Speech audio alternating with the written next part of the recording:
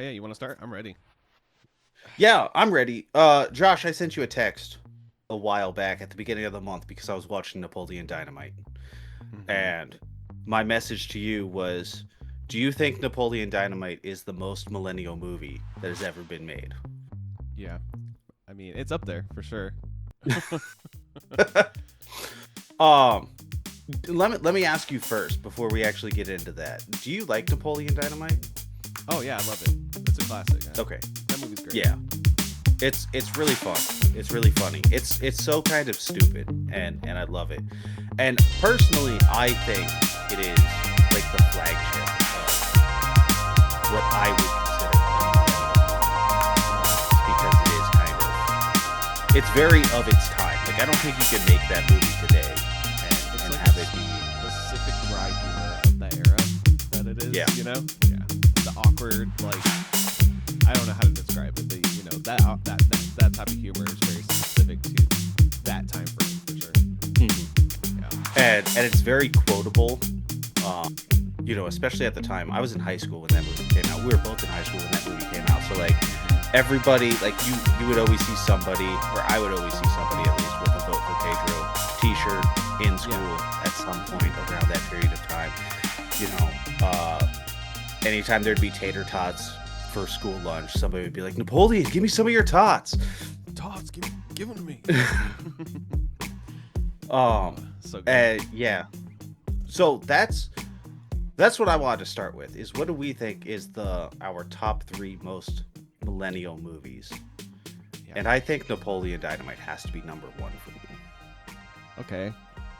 I'll throw one out there. One that I thought of. It's more of a family movie, but it's a comedy. To me, this really feels millennial. Is School of Rock. Yeah, that's fair.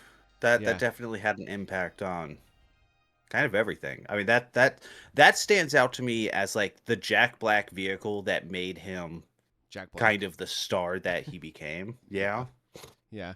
And it's just a fun movie. It's a good family movie. I feel Hmm. I watched it a lot. Maybe that's why it stuck out to me. But yeah, it feels very of the time too. And it's just a really fun movie. So probably Jack Black's best Yeah. movie up there, at least in my opinion.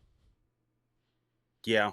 I would say that's fair. I don't think he's a particularly good actor, but I don't mind him either.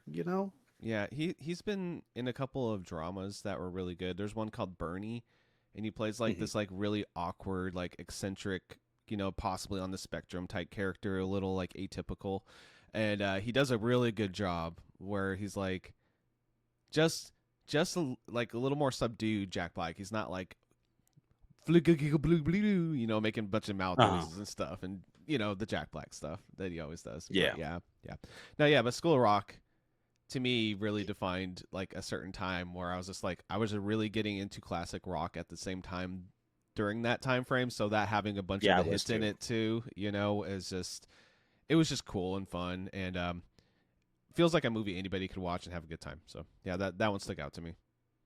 Yeah. Yeah, that's fair. Um Next one I wanted to shout out was Super Troopers. Oh, yep.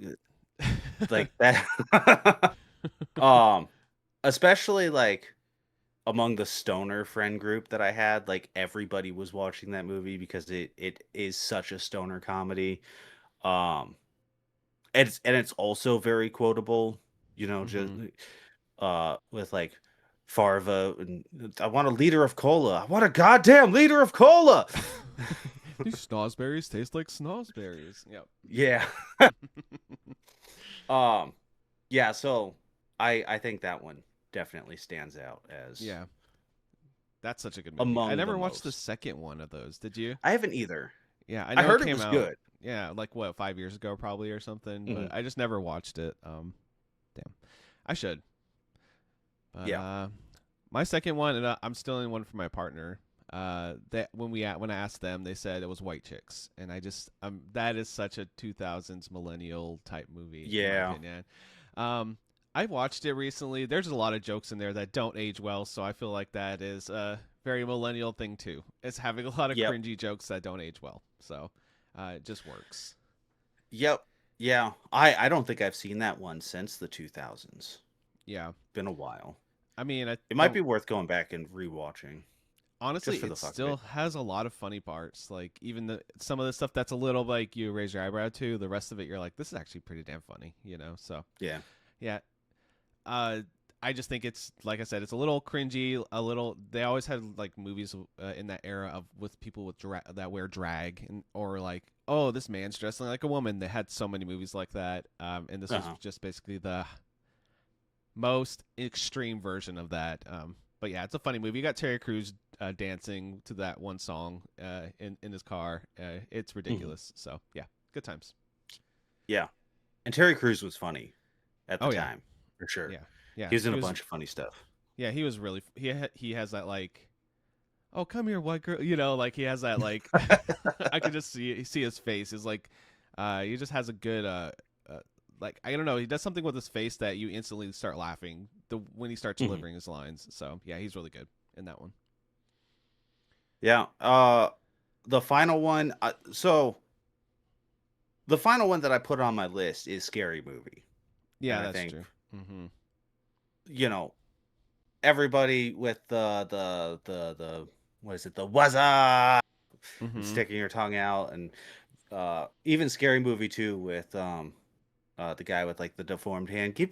Let me grab you with my strong hand, and all of that. I Yeah, When I think of millennial movies, I think of these movies that are just like kind of endlessly quoted, you know. yeah. That brings me to my third, which is Anchorman. I was like that has Oh, to be yep. on there. That has to be on there. That's I think I've seen that movie too much at this rate, you know, over the years. Like I've seen it Mhm. so much. We used to have it on like this is like the most like 2004 whatever whenever that movie came out thing ever. We're playing Halo split screen on like an old CRT while Anchorman's playing on the computer next to the TV, and that Yep. was our night. You know, just on repeat watching that movie, playing Halo multiplayer. So like that's such like to me like that era, my high school era. You know. Yeah. I think you could make an argument for a few of the Will Ferrell movies Yeah. from that point in time. Step Brothers was on my list too, but I was like, did that have as much impact as Anchorman or whatever? But yeah, I that's don't think so. yeah. Um, was Dodgeball him? Oh, that was Ben Stiller and Vince That Vaughn. was Stiller. Yeah. Mm-hmm. Yep. Okay. That's a good Um, one too. That one's really quotable. Nobody makes me bleed my own blood. yeah. He's so You good can in that dodge a movie. wrench, you can dodge a ball. Yep. Uh, yeah, that one gets quoted a lot also. I had on here also as a couple extra shout outs of Shaun of the Dead, which is Mm-hmm. just like I thought of that that's one too. it's such a classic. It holds up. I rewatched it during this whole period, but I didn't put it on the list because I was like, I don't have anything interesting to say about Shaun of the Dead, you know. Right. Um, but it holds up. It's really funny, and Grandma's Boy is Grandma's another Boy. one. That's a good one. I had a on mine. I had Shrek because I just feel like Yeah, that's anime. Like that's just or Toy Story. I guess was kind of an same I level mean, but Toy there. Story was 94. Yeah, I Yeah. mean, So like it's it's definitely influential in our lives, but like yeah. it didn't Shrek come was out like like 2001, I think. So that's like right yeah. there on the cusp of that. Yeah. So, um, I had another one and it just escapes me now. But yeah, oh no, it was Super Bad. That was the other one. Super Bad. It's Oh, pretty. yep. Yeah, That's that's a like late era 2008. So yeah, like but late millennial. I know, but still, it's like that came out when I was a senior in high school. You know, so I kind of just relate to that. Good movie. That's another one. I don't know if it ages well. Probably has some questionable scenes in it, but I just remember him sketching all the dicks in his notebook, and that scene was always hilarious to me. So yeah, Yeah, I haven't gone back to that one. I've gone back to some of the other like late era comedies like The Hangover, which I think still pretty much holds up.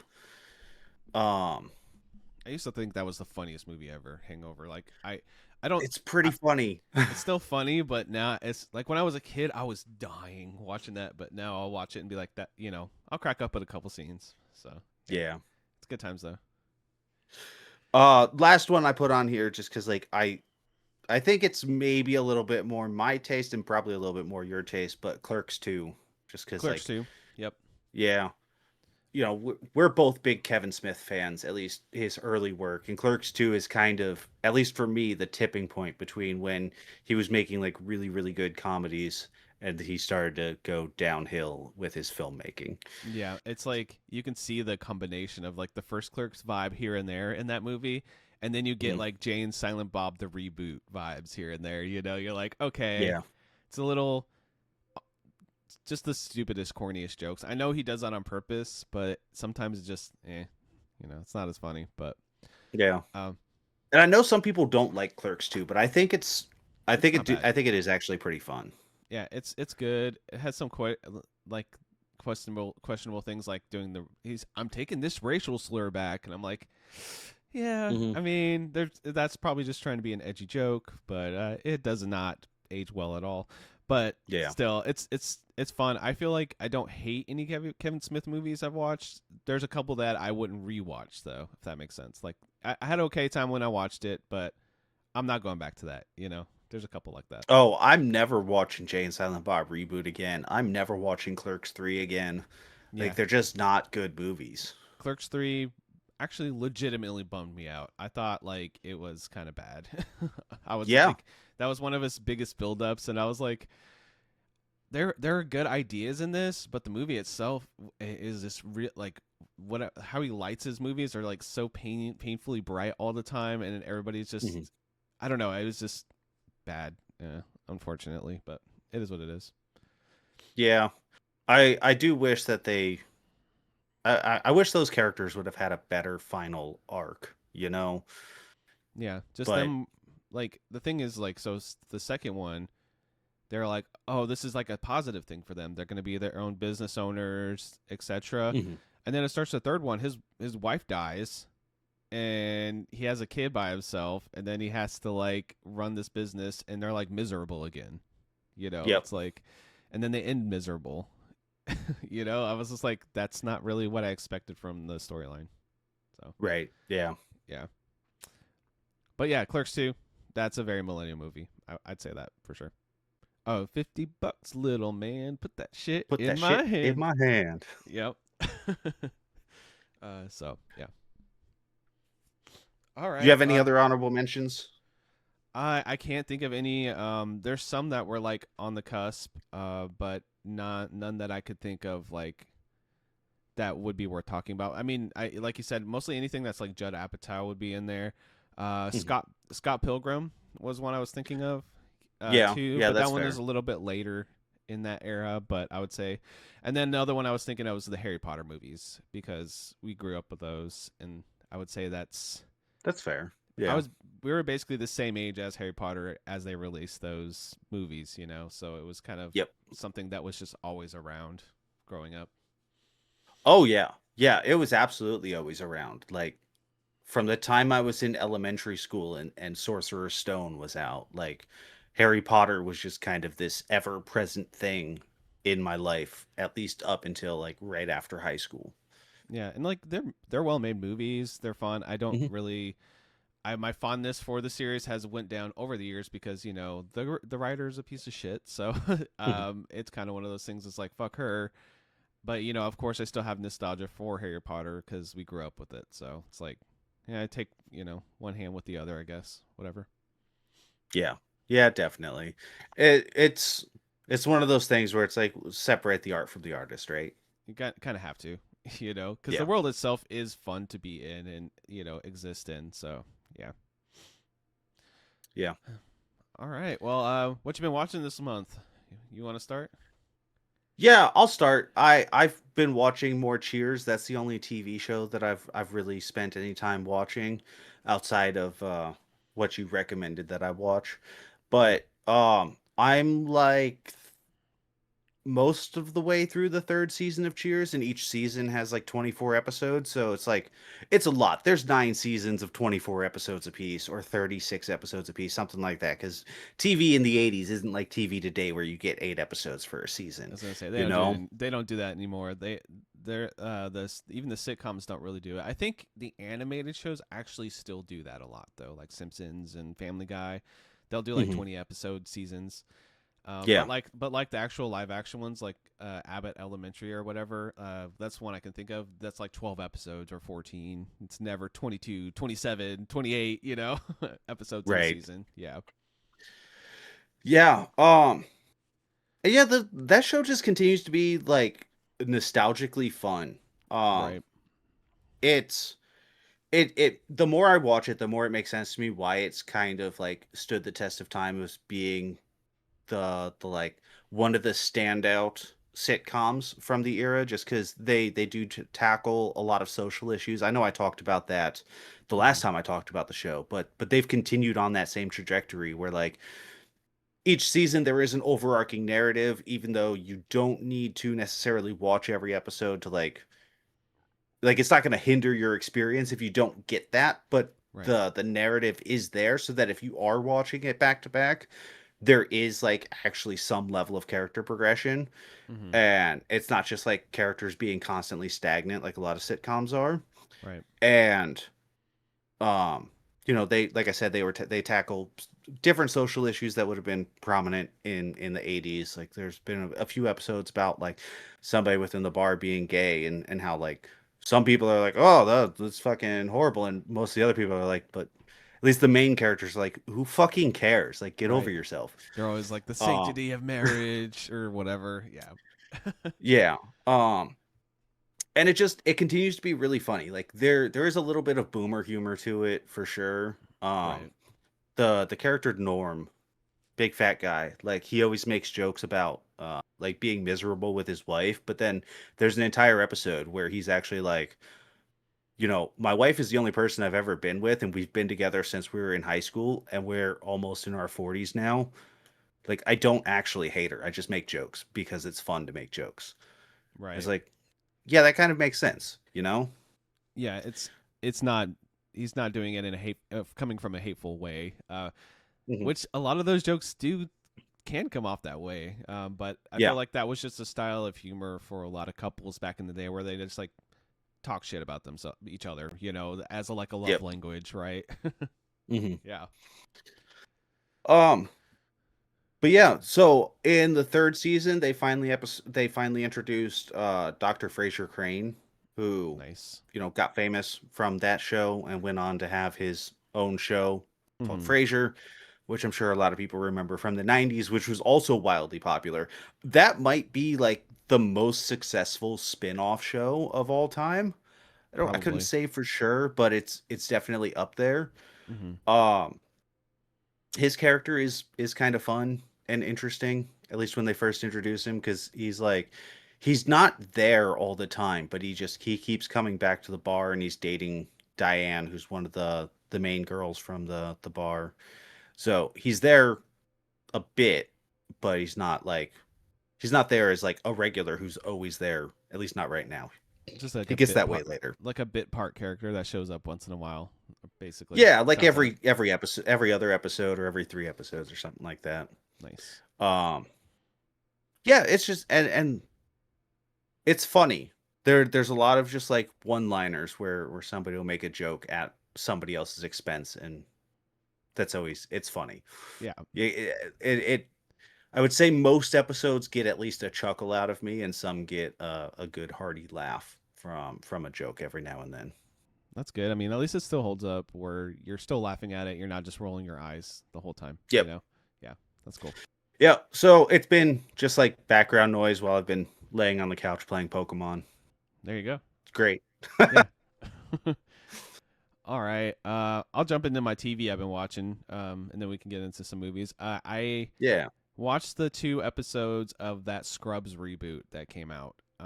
Okay. Did you hear that they were bringing it back and all I that? heard they were bringing it back. Yeah. It's pretty bad. I'm not gonna lie. It's Yeah. not. I was a little just. So the thing about Scrubs is, I think growing up, I thought this show was great, and rewatching it, it really is not that great. Maybe it's just rose tinted glasses type of show. Mhm.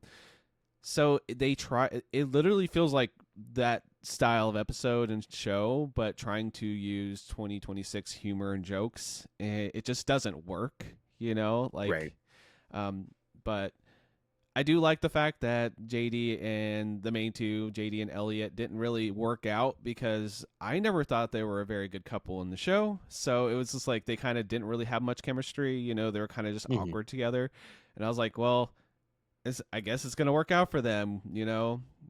Heck yeah. And then they get here and they basically had a huge divorce and falling out and stuff. So I was like, at least they are being more realistic with it. And it's not like this Right. happy family. But yeah, I don't know if I'm going to watch any more episodes. I was like, it was kind of cool to see them back. But it was one of those things where it was obviously they're doing this because the fans want it, and it's going to Right. make them more money. You know, like it's a cash grab. It felt very cash grabby. So yeah, I was never a fan of that show anyway, so I had zero yeah. interest when I heard this was coming. No, I was just like, you know, like it was one of those ones where it was on Comedy Central a lot, so I watched so many Yeah. episodes, the reruns of it when I was a kid, or like when we had cable and we only had a certain amount of channels, and I'm like, what do I want to watch? I'll throw Comedy Central on because I watch some South Park and Scrubs or whatever comes on, you know. So Yep. Yeah, I definitely watched some of it. It was never yeah, my show, you yeah, know? it was good. Like when I was 18, 17, 16, you know, teenage years, I'm like, this show is amazing. But going back and I'm like, it's pretty rough. So Yeah. yeah, it is what it is. Like I didn't have high hopes. I was just curious, so I watched those, and we'll see if I watch any more. Maybe I'll get bored enough and watch them. We'll see. But I watched the Muppet Show. They had a 2026 special that they launched. With Was it good? it was actually pretty great. I was surprised. Like it felt very much like the classic Muppet Show. You know, That's they're good. all the hijinks are happening. Everything's breaking down around them. They had Sabrina Carpenter on there, and she's a pretty good artist. And they did a bunch of Mhm. songs with her, and it just felt like like they never left. Of course, some of the voices are different. So like Kermit sounds a Yeah, little well, they're not off. all alive anymore. Yeah, yeah, you know that's true. But you know, like Kermit sounds a little off. Gonzo sounds Mhm. a little off, but you get used to it after they talk for a little bit. Right. I just had a lot of fun with it. If they put one of these out every so often, I'd watch it. Like I think that they really nailed the tone. So pretty fun little watch, like 20 minutes or something. You know. Did Jeff Keighley show up? No, but that would have been funny if they if he did. It would not surprise me if he shows up in the next one because he loves bringing those damn Muppets onto the Game Awards. Like every time. Yeah. uh, it was good though. Like it felt like basically they took the formula and just never stopped. So that's what you would Mhm. want from something like that. But yeah, that's about all the TV I watched. We did finish up Beast Games, which I hated the ending, so I don't really need to talk about it that much. They have a okay. I'll hit it for like 2 seconds. But there's 200 people that start in this games. There are 9 people left, or no, 6 people left, right? And one of the games they Mhm. do is they kick soccer balls at like these glass hearts to Uh-huh. determine the next 2 people that are out of the game after like a 40 days in this camp doing this game. People are just getting kicked out of the game by somebody kicking a soccer ball at a little glass heart. And I was like, this is stupid. Like this Yep. thing, yeah, that's not. There's no competition there. It's just somebody got lucky and hit your heart over. You know what I mean? Like, nope. Yeah. That's yeah, One of those people has played soccer before and knows how to aim a soccer ball. yeah. So to me, I'm like, no, this is stupid. They do like like a bunch of like psychological things at the end where it's like there's briefcases. Somebody has the $5 million check. Which one is it in? You know, and that's how they Mhm. determine whoever wins the game and stuff. It's okay. Like it's fun. It's very let's see, Orwellian, really, when you break it down to it. But it's okay. Yeah. Yeah. But then the other thing I wanted to hit on is we watched more of that Fear Factor show with Johnny Knoxville, and it's basically Fear Factor. They did the Pain Olympics where they all had to select something painful to get a card or coin to not do the last challenge, and then the last challenge of this last game was disgusting food roulette. So yeah, very Fear Fun. Factor. What were the painful things that they had to do? I'm curious. One of them was a lick. So basically, it's like an auction. So you had a lick of bug zapper. That was one of them, and then Okay. one bug zapper, two, and they went all the way up to 12. So that person licked 12 different bug zappers. Another one was spicy Okay, a peppers. minor electric shock, Yeah, spicy spicy peppers. Okay. peppers. A big bucket on someone's head, dumped ice water, and has this. They did that by minutes. Whoever wants to do it the longer minutes, he did it for 6 minutes with ice water over his head and like a snorkel on. Uh, Okay. Somebody got bit by snakes, like it was a pretty small snake though. I was like 7 snake bites, and I'm like, okay, yeah.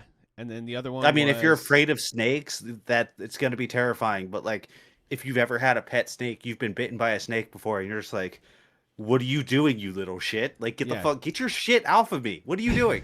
it'll just sting. Like it's not going to be that bad. And then the worst one I Yeah. think was somebody got pierced in like their actual like underarm area, like Uh-huh. all the way through, and he did 14 of Ooh. those all the way through on both arms. Ooh. Yeah, Okay, so like that's legitimately painful. The rest of them are like kind yeah. of whatever. That's like a big deal. And then the other one, I think that would be really painful. Is they did electrical currents by wattage, and I think it was like Mhm. like a really high wattage. I forget what it was, but like he was like screaming, holding these like poles because of the Yeah. how bad it was getting electric. I was like, dude, that's so unsafe. Someone's heart could stop from that one. But okay, but Yeah. I mean, if it's high wattage but low amperage and low ohms, then it's yeah, probably not maybe, going to kill them. Electricity is weird.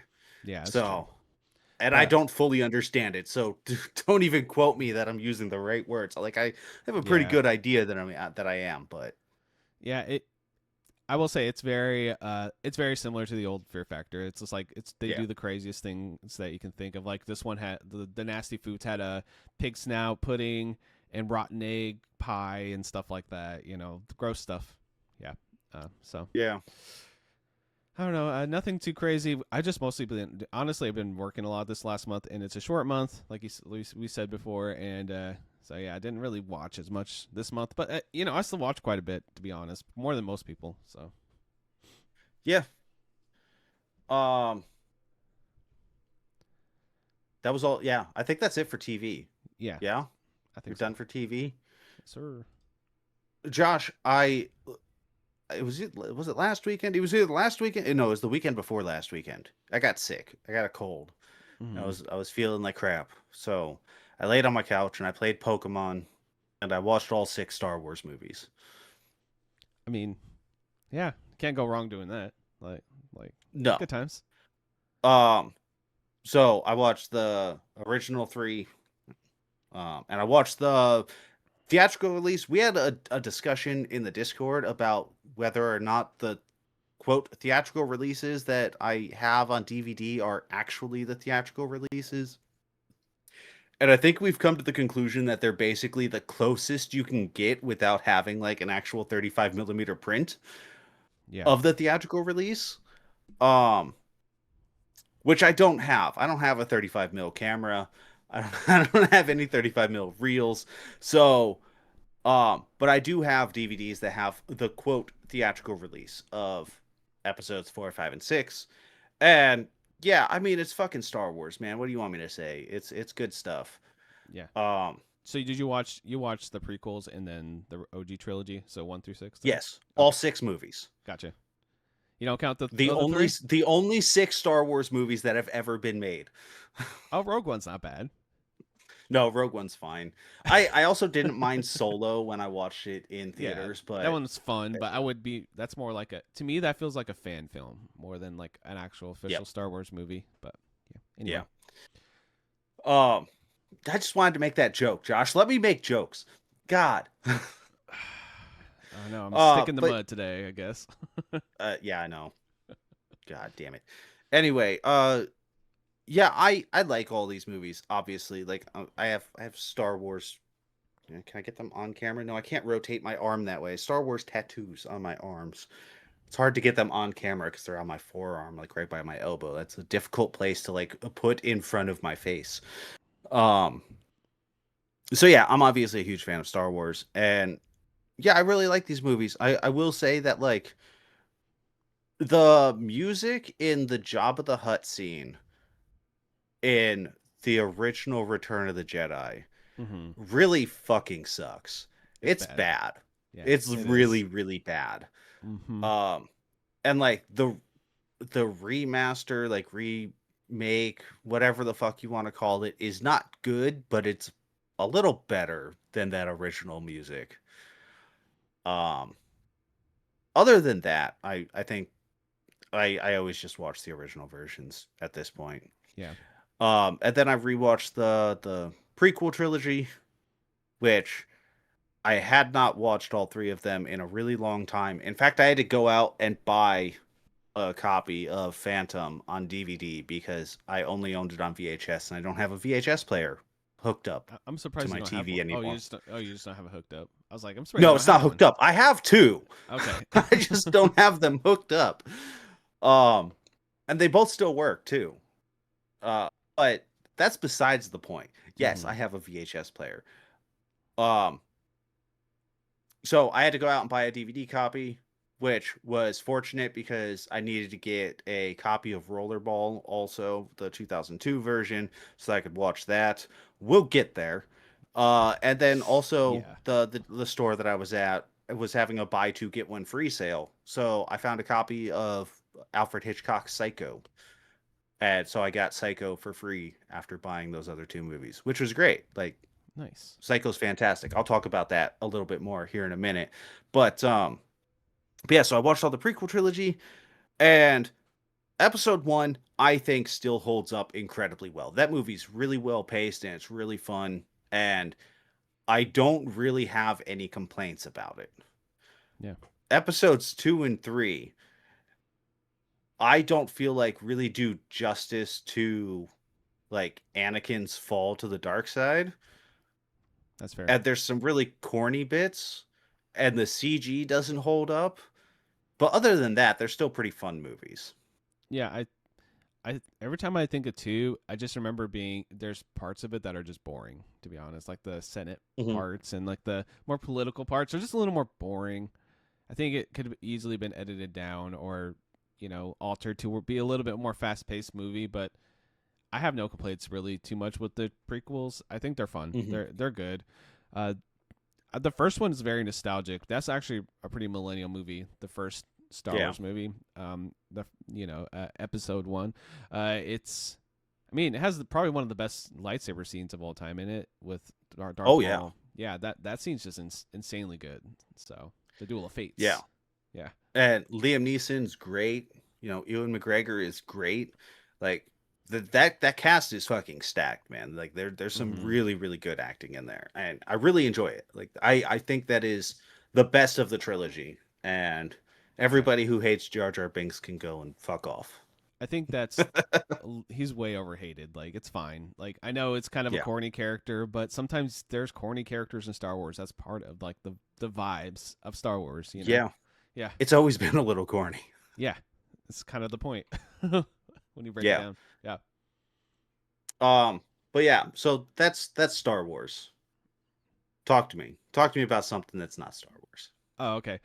We went and saw the newest Scream movie in theaters yesterday. Scream 7. It's another Scream movie. I'll say that much. Yep.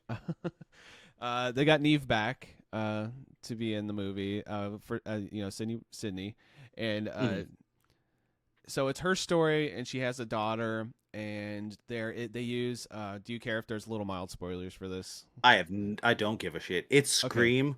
yeah. There's got to be somebody who's a killer and you're not going to know who it is, and then it's I, going I to get won't I won't revealed at give the that end. away, because that's the big reveal, whatever. But um, we have Matthew Lillard in the movie, in this Oh cool. movie, and he kind of shows up on phone screens and like tablet screens, and he is possibly AI deep fake. They think that it might be AI deep fake, a version of him Okay. in the movie, but it's actually him playing the role, obviously. Uh, Right, yeah. I won't spoil if it is or if it isn't, but that's they're trying to modernize that and have a take on that with AI and deepfake tech. And I thought that was pretty smart for modern day. It has some Mhm. really fun kills in it, but if it didn't have fun kills, then it's not a Scream movie, right? It's like that's Yep. part of it. Uh, I thought it was good. I wouldn't rank it very highly against all the other ones. I think I like Scream 5 for like the modern day ones more than this one and 6, but it was just really fun. But 7 is not bad. If you like the series, you're gonna have a good time, especially if you like So some of it the does stuff. not deserve the 1-star reviews we've been seeing online. I mean, I kind of graded on the curve because I knew what to expect for it. You know what I mean? Like I know what Right. these movie's gonna be. It's gonna be there's a dude in a ghost face mask or two or three depending on the storyline, and Hmm. you're not gonna know who it Some is. people are gonna get stabbed. A The, couple the people are gonna get like trapped in some wacky device, yeah, and like a garage door. yep.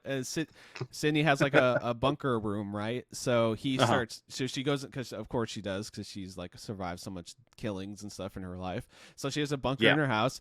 They go in there and they go into a wall void inside the thing, and then one of them coughs because of dust. So then you got the guy in the ghost face mask stabbing the wall with his knife through the wall a bunch of times. You know Hmm. that type of stuff. It's it's more Scream. I'll say the acting in it was kind of okay. But if you go in not really expecting much and you're just like, let's just have a fun, slasher movie, you're gonna have a good time. Like I've seen way worse, so not bad. I Cool. I think I gave it like a 3 on Letterbox. Like it's like for a Scream movie, that's pretty good. I'd say. I'm pretty forgiving on my reviews too. Right. So maybe a 2, 2.5 for most people. But hey, it's still a fun movie. I don't know. Yeah. There was Go some ahead and keep talking. I have to send a text really quick, so no, no, you're good. talk about something else. There was some controversy with the Scream series because of like some political or something with the main actor for 6, and then Hmm. so they built up like this whole group in 6, and then they're not even here really in 7, so that was a little weird. I'll just comment on that. Right. But another movie I watched, modern movie with Marlon Wayne in it, but it's a horror movie. It's called Him, and it's about this basketball player getting mentored by like this big like uh, popular basketball guy, like the best player, the GOAT, the best of all time, kind of like I don't know, Michael Jordan or something. And Hmm. he goes in, he does like this 7-day boot camp to basically become the best of all time too, or take over the mantle. Uh, he gets like a blunt force head injury. The main character is like a kid, like a 19-year-old kid, and this whole movie starts kind of normal, like it's a boot camp energy, and then the more you watch it, the more fucked up and crazy it gets. Like he takes like some psychedelic drugs. He's seeing all these visions of like death and the devil and stuff. And Hmm. this movie is pretty much like I liked it. I feel like sometimes they just had scenes just for it to be weird and kind of creepy. I do think Marlon Wayne as like this big hulking like he got ripped for this. Like he's like like jacked now. And he's like this big hulking like asshole basketball player that something's a little wrong with him. He's just really Hmm. like self-absorbed. Like there's a scene where he like literally just kills somebody flat out with a and like laughs about it. Like he's like really fucked up. And the whole movie is basically a commentary on like toxic sports masculinity and grooming culture and how much pressure young people get put in when they are becoming professional athletes and things like that. I think the commentary and the message was good.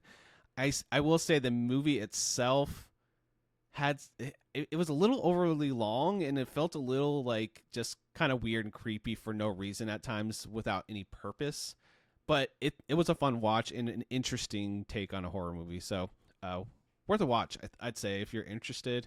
It's definitely a little weird, and going knowing that, but I thought it was kind of cool idea.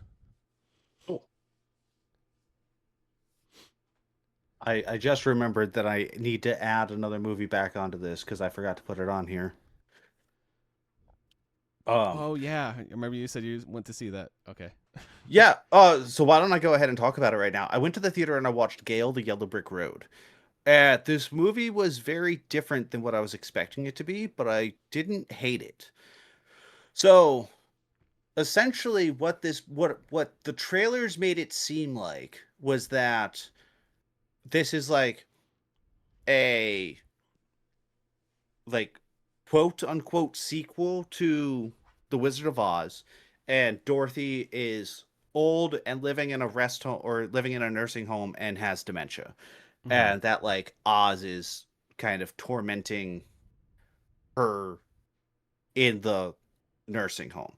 And that's Right. not exactly what it is. Essentially what the story ends up being is that the world of Oz is kind of like this curse on her family, and the main character is her granddaughter who's trying to figure out why she's having these nightmares about Oz, and then ends up finding herself in Oz. And so it ends up being a lot more about her instead of about like Dorothy's trauma. And I don't know, like it was okay at the end Mm-hmm. of the day. Um Was it worth going to the theater some for? I mean, it was a single day screening for a small independent film. I like supporting things like that. That's You true. know, Yeah. this is not the kind of thing where um it was ever gonna get a large release. A lot of the story has to do with like her going through therapy and like trying to recover her own mental state and like how Oz is maybe helping or hindering with that. Um and I think her psychiatrist is supposed to be the Scarecrow, but I'm not Mm-hmm. for sure.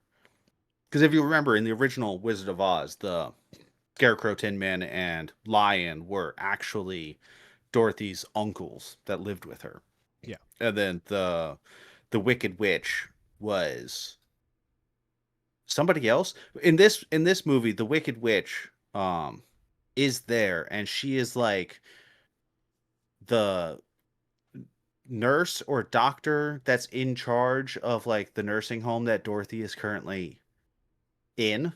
Yeah. And uh her granddaughter, who I think her name was Gail. I think that's why the movie's called Gail. So Gail gets like trapped in that nursing home, and that's kind of the catalyst that drives her into actually being in Oz. And the Wicked Witch is still trying to claim Oz for herself, but there's no Mm-hmm. like man behind the green curtain or anything like that.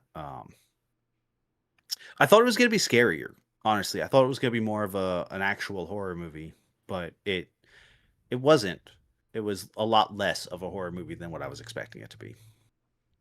Hmm. So maybe the trailers were a little misleading. I think it's worth watching. Like I do think it was entertaining, and I think it's an interesting take on trying to be like respectful to the story. And like the flying monkeys, you do see them, and but they're like realistic, and it's they make them quite terrifying because having an angry gorilla with feathers chasing a human is a scary concept. Yeah. That's I like when they take these like royalty free stories and make them horror. It Yeah. just really it doesn't always work. Like I watched the Winnie the Pooh one also, and I was like, it's Mhm. fine. It was fine. But I still fun. I think that it's always a good time when they give it that attempt for sure. Right. Um they did this one scene where it was like blatantly ripping off the Lord of the Rings, and I don't think it was a rip off. It was I think it's more of like they're big fans of Lord of the Rings, so they wanted to homage it.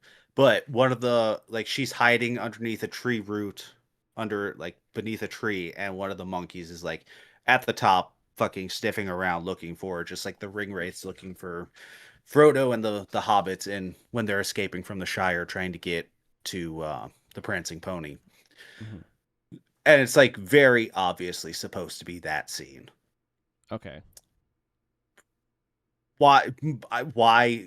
Because they like the Lord of the Rings. That's the only answer I Probably. can give you about Yeah. that. But who doesn't? Let's be Hmm. real. Um, so yeah, it was good. I would say when it comes to streaming, it's probably worth going and or seeking it out and finding it. I Okay. think because I do think it's worth watching. I will say I was a little annoyed. Normally, when you go to like these smaller screenings, people are usually really respectful in the theater because you're paying a little bit more money, so you're at a little bit of a premium, Yeah. and everybody's there because they want to see that movie. Right. And the people like a couple seats down from me kept like leaning over to each other and whispering, and like one of them had their phone out for part of the movie and was like That's a scrolling no. on. TikTok or whatever. Like they had their screen really, really dim, so like it was barely a nuisance, but it was a little bit of a nuisance. And I was also in the back row, so it's not like they were in the middle of the theater doing that with the Like screen on bright. 100% brightness or something. Yeah. Uh huh. They only did that for like maybe the first 10, 15 minutes of the movie or something like that. But it was still annoying. It was annoying enough that it made an impression on, just being in the theater. Yeah. Um, because like I said, normally when I go to these small, quote, small screenings of smaller films, everybody's there because they want to see the movie and are usually really respectful of the fact that, you know, everybody's there to see the movie. It's not like when we went to go see Zootopia 2 Yeah. in the theater. I kind of expect there to be kids being a little noisy and like moving around and changing seats and things like that. So I don't get annoyed when that's Yeah. happening Or like if I because go see a Marvel movie launch day, it's like it's yeah. gonna be packed in there. People are gonna be talking. There's gonna be lots of noises in the theater. You're gonna be expecting Mhm. it because it's a big budget blockbuster movie. Like Yeah. yeah. Hmm.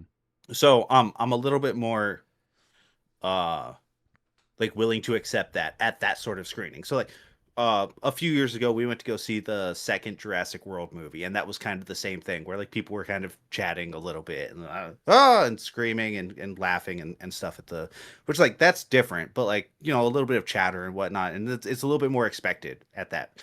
But with a small independent movie, I kind of expect it to be fucking quiet. Let's just sit and pay attention to the goddamn film. Um, Unless you go to see a screening of Rocky Horror Picture Show and then everybody's just like screaming and singing and having a good old time.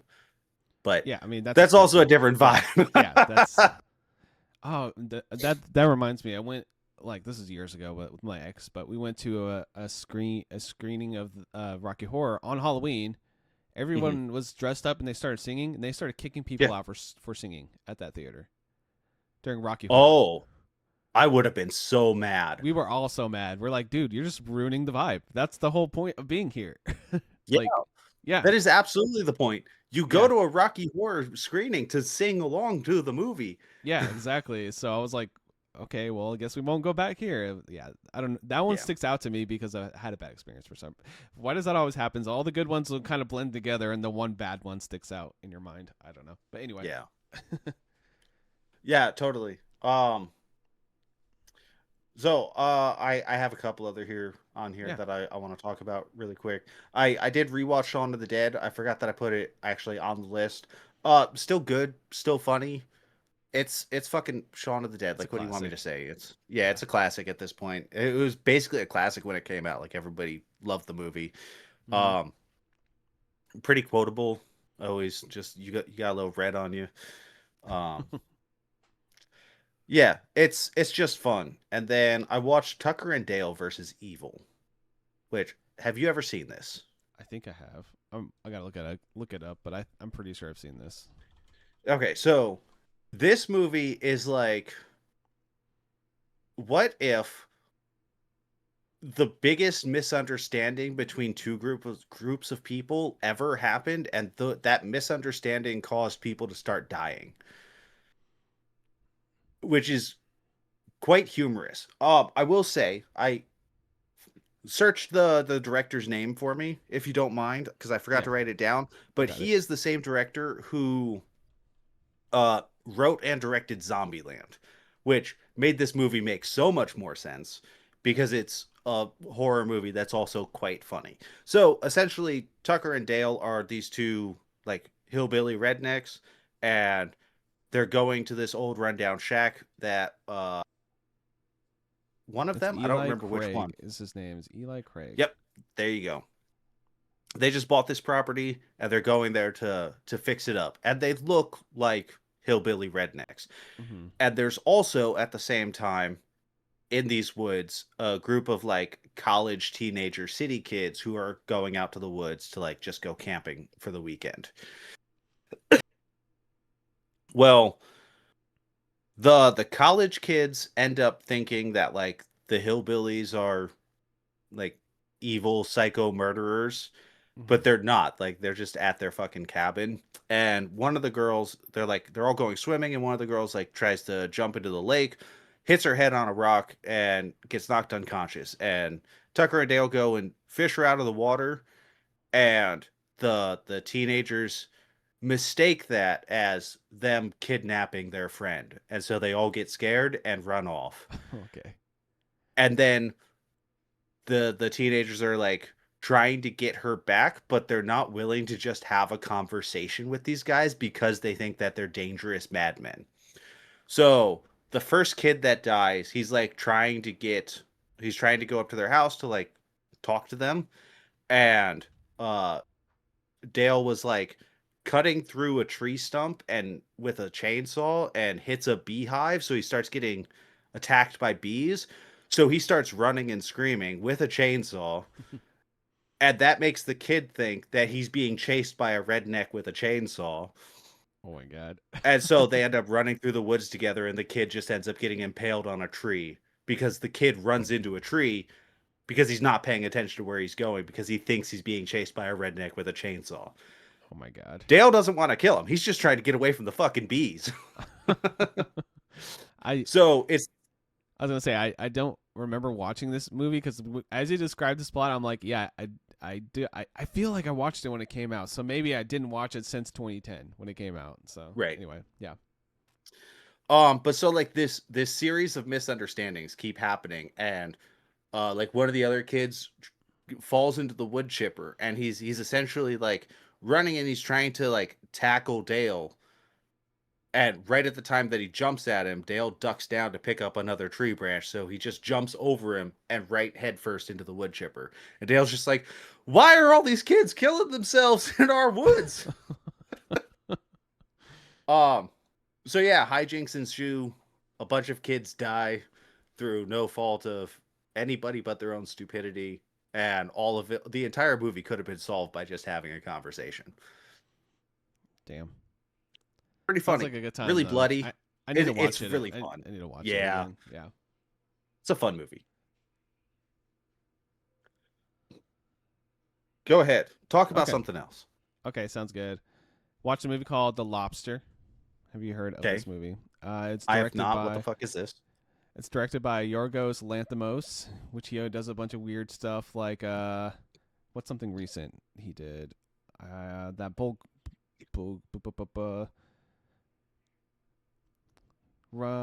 I'm trying to think of the name of that movie, but I just watched it. Bulgania or whatever recently, and Was then it Begonia? Begonia, that one, yeah. And then Mhm. he did uh Kinds of Kindness, and like he does these really weird movies with Emma Stone's nowadays.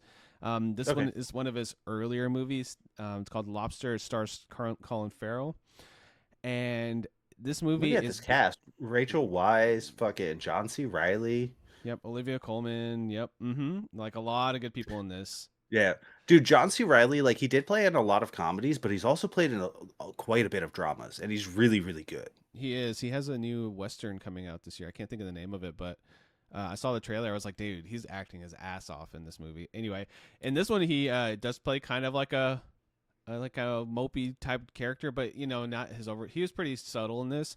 This is a weird Mhm. movie. Okay, so the premise of it, it's in the future, and they are living in this civilization that you have to be coupled with a partner and procreate, but because of some type of government demand, or like by the Okay. state. And if you don't do this, if you become single for whatever reason, you have, I think it's 30 days, maybe 60 days to get a new partner, or they turn you into an animal of your choosing. That's literally the premise. Okay. Yeah. And so Colin Farrell, his that he chose is Lobster. That's why it's called The Lobster. And this movie is so weird, man. Like, so of course, people that don't are having a hard time becoming couples are kind of awkward and stuff. So everybody in like this like hotel, that's where they're at, are just like really awkward.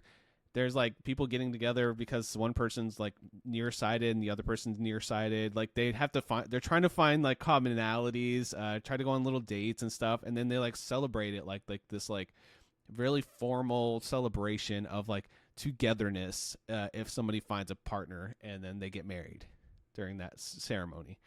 Okay. And if this doesn't happen, the thing that's kind of crazy is Colin Farrell has a dog with him the whole time. You find out that that's his brother. That the dog is Oh, his okay. brother. Yeah. And he gets with this girl and they kind of don't work out and she kills the fucking dog. So there's dog death in this, which I know some people don't like that in Oh their no. movies. Yeah.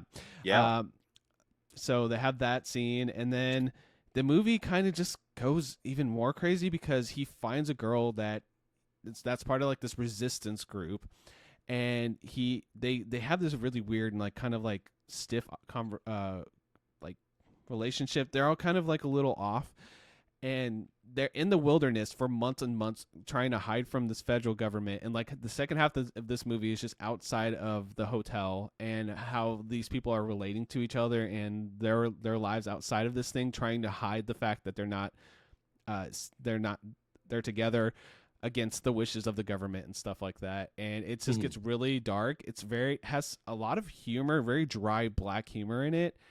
This is a hard watch but really fascinating type of movie. You know, it's like the whole a lot of stuff that happens in this movie is just brutal for out of nowhere and a lot of it's really uncomfortable and it's a hard sit but it was good and the acting was awesome. Like you said, it was a stacked cast. Yeah. And I just had a really good time with it, but not like a oh my god I'm smiling the whole time. I'm just like damn, that was a movie. That was a movie. You know, like this is a Yeah. really hard, intense drama with just a little bit of sarcastic like political style humor in the background. So interesting movie for sure. Cool. That sounds good. I'm gonna have to check that out for sure. Yeah, it's one of those movies you're either gonna like this movie really vibed with me or it just did not because my partner Sar did not like that movie. Like the first half they Yeah. were like really riding with it, but once it goes past the hotel and they're like in the wilderness and stuff, they're like, I don't understand what this movie is. I'm like, I think that's kind of the point at times with this one. You know, it's Hmm. just a weird and um, fascinating movie. It's one I thought about a lot after I watched it. You know, so Right. Um, it looks like I have more movies on here than you do. So well, you have a little bit more MCU yeah, than I was MCO, which originally is seeing because they I had to scroll down to see the rest of them. yeah. But why don't I talk about my recent fascination of going back into the 1950s Okay. uh, of movies?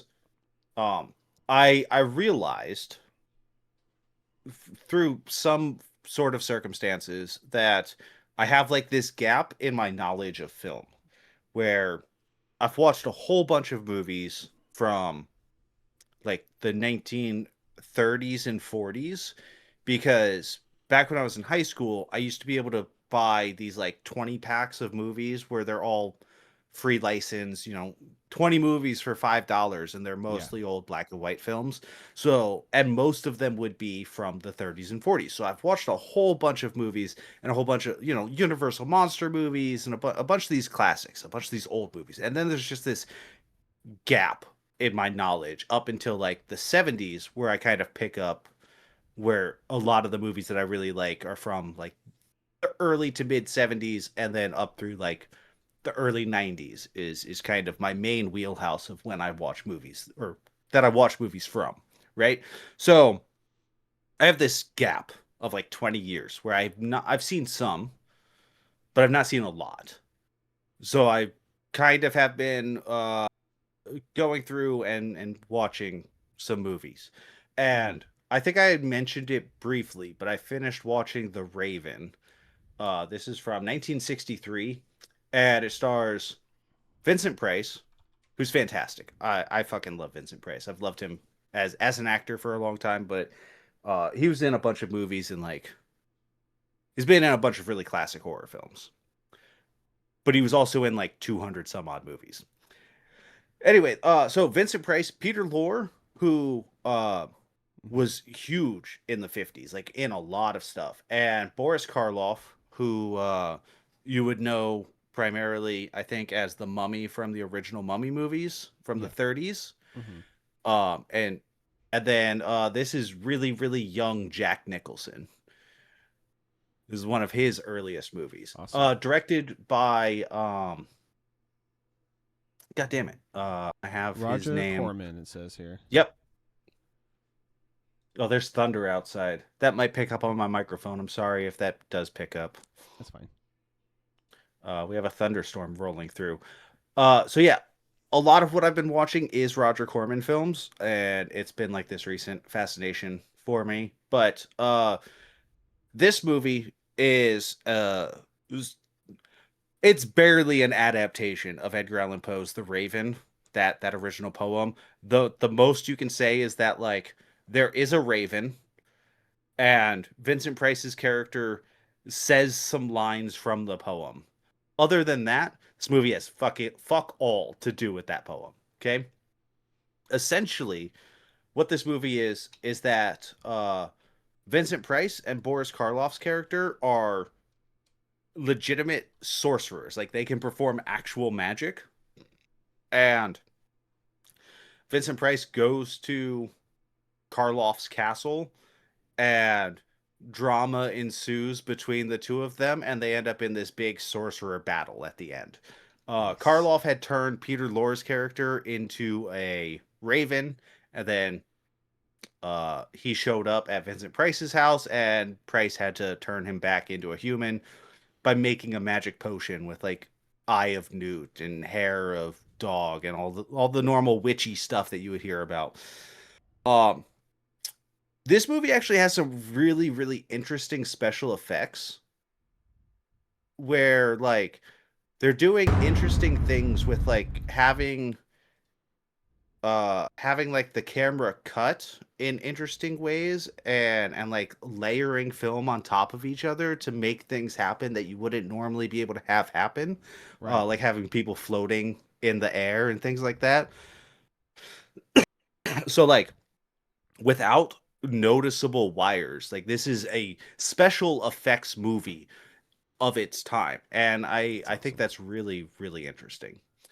And the performances are great. Like all three of these actors are fucking fantastic, and I mean Jack Nicholson is he's been great. He's always great, you know. Hmm. I mean, yeah. I know he retired a long time ago, but I wish he still acted sometimes because he's so damn good. Yeah, yeah, me too. Um, but I watched a few other movies that also starred all three of these same actors. Um, Tales of Terror is an anthology of three Edgar Allan Poe stories, Okay. also starring Vincent Price, Boris Karloff, and Peter Lorre, Hmm. and it's like the most literal adaptation of Poe stories that you could possibly ask for. So it's Okay. just three 30-minute vignettes of his short stories. I don't remember which ones off the top of my head, if I'm being honest with you, but just the three of them back to back, it's good. Like it's more good acting. The thing about these Right. movies is that like they're basically stage plays just put to film. Like I there's love like that four though. or five Sometimes. sets, and it's Yeah. just people talking at each other, you know? Yeah. I love that stuff. Some of my favorite movies are like that. There's like Hmm. so many I could think of, but yeah, that's one of my favorite things. Like basically when you have a sitcom and they do a bottle episode where it's just like one Hmm. room and they're acting off each other. I just love Yeah. watching stuff like that. Yeah. Um, the next one that I want to talk about real quick is The Mask of the Red Death, also starring Vincent Price, also a Roger Corman picture. Um, also based off Edgar Allan Poe.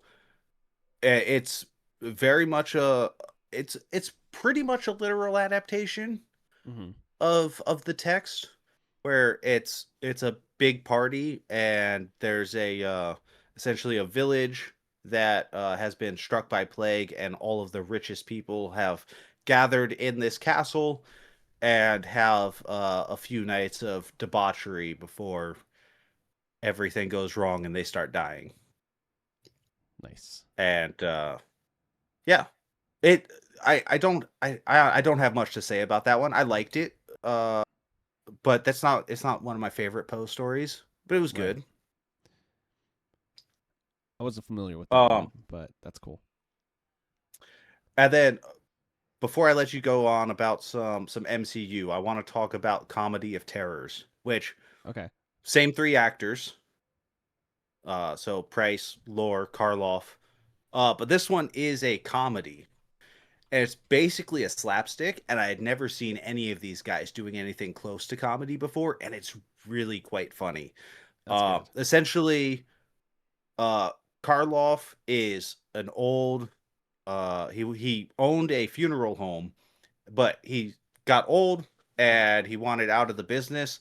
So Vincent Price's character came in, married Karloff's daughter, and took over the family business. And he is like the worst funeral director because he keeps selling everybody the same casket and then dumping the body out of the casket and then just reusing the same one. Um, so comedy continues to ensue where they bury somebody who's not actually dead, and then that person comes back, but everybody thinks that they're still dead, and nobody quite believes that he's actually alive, except for Price's character, who's like, "Well, now I have to kill you because we've already buried you." Right. So it becomes a chase of Vincent Price trying to kill this man who was already buried once, and the comedy that comes from that. It's quite funny. Sounds ridiculous in the best way. Yeah. Yeah. I had a good time with this one. This one's really, really good. Awesome. All right. Talk to me about some MCU. We're still watching them. We're still going through them. You said so. Remind me, how many Marvel movies have you watched? Probably just a few, handful. Um, 8, Eight, 10, 10. 12, somewhere in there. I've every time There's like 57 of them, right? there's like I think there's over 30 at least. I don't know, but every time we go back and I'm like, there's still more. There's still more to watch. So Hmm. we got back to it. We watched. So we're going in like timeline order. So it's not the release order, which is probably the best Hmm. way to watch them. But since we know the stories, the post credits don't really, if they're like really out of place, it doesn't matter. Whatever. Right. Um, Yep. so we watched Thor, the first one. Pretty good movie. I'll say the villain's a little boring. I forget what the name of it. It's like that big statue monster dude. Loki's I introduced. uh-huh. What was, I remember this one being kind of dull. yeah, it has some boring parts to it. To be honest, it's okay. Mhm. Um, not my favorite of the Thor movies for sure. And then we watched the Avengers. The classic, the first one. It's Mhm. great. It's a really fun time. It's a fun movie. It's very comic booky. Like this feels like a comic book come to life, which obviously that's what they're going for. So they really nail that, and it's just fun. Some of the CGI does not hold up. I'll say this movie's getting a little old in age, and it shows. But Mhm. when it is practical or when the CGI is placed properly and it looks good enough, and there's a lot of funny bits to it. It has a lot of that MCU humor. I will say this leans less towards the cringy side. The second Avengers has a lot more of the cringiness to it. This one's just fun. It's good. It's a good time. And then we watched Thor: The Dark World. I'm just gonna run through these because like I think most people have seen a lot of these. Thor 2 Yeah. is okay. It really feels like Natalie Portman didn't really want to be in this movie that much because she gets like this alien disease and she's only in the movie like 20 to 30 minutes or out of like the whole 2 hour runtime. But you know, Yeah, they had her there for like 3 days or whatever and had to do all of her shooting in yeah, 3 days or basically, a week or whatever. yep. It feels that way.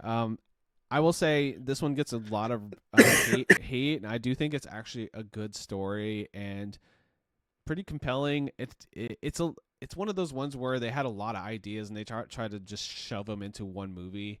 Mhm. I still think that Thor doesn't really become a real character until the third one of those movies anyway. So he's always just like very kind of bland in general Right. until I think it was Ragnarok. He actually starts to get a little bit of humor to him.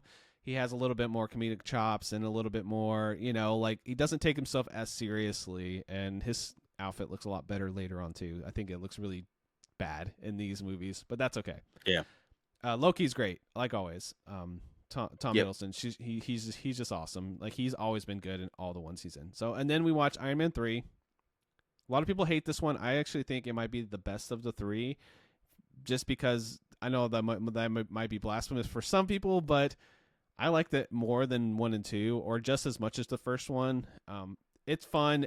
It's getting to the point where Tony Stark has like an army of Iron Man robots, which Uh-huh. everything in these first few like phases is all Tony Stark's fault. Like he makes Ultron, he causes all these problems. Yep. But he's probably the biggest villain of Marvel, to be honest, besides Thanos. So, because he always every time he starts doing something or meddles with something, something bad happens. So, Yeah. yep. And then the one of my favorite Marvel movies, we watched Captain America: The Winter Soldier. Now Uh-huh. that is just a badass action movie. That movie kicks ass. It's just a really good, really well done action movie. It doesn't feel too fantastical. It feels very down to earth, even though they're super soldiers fighting.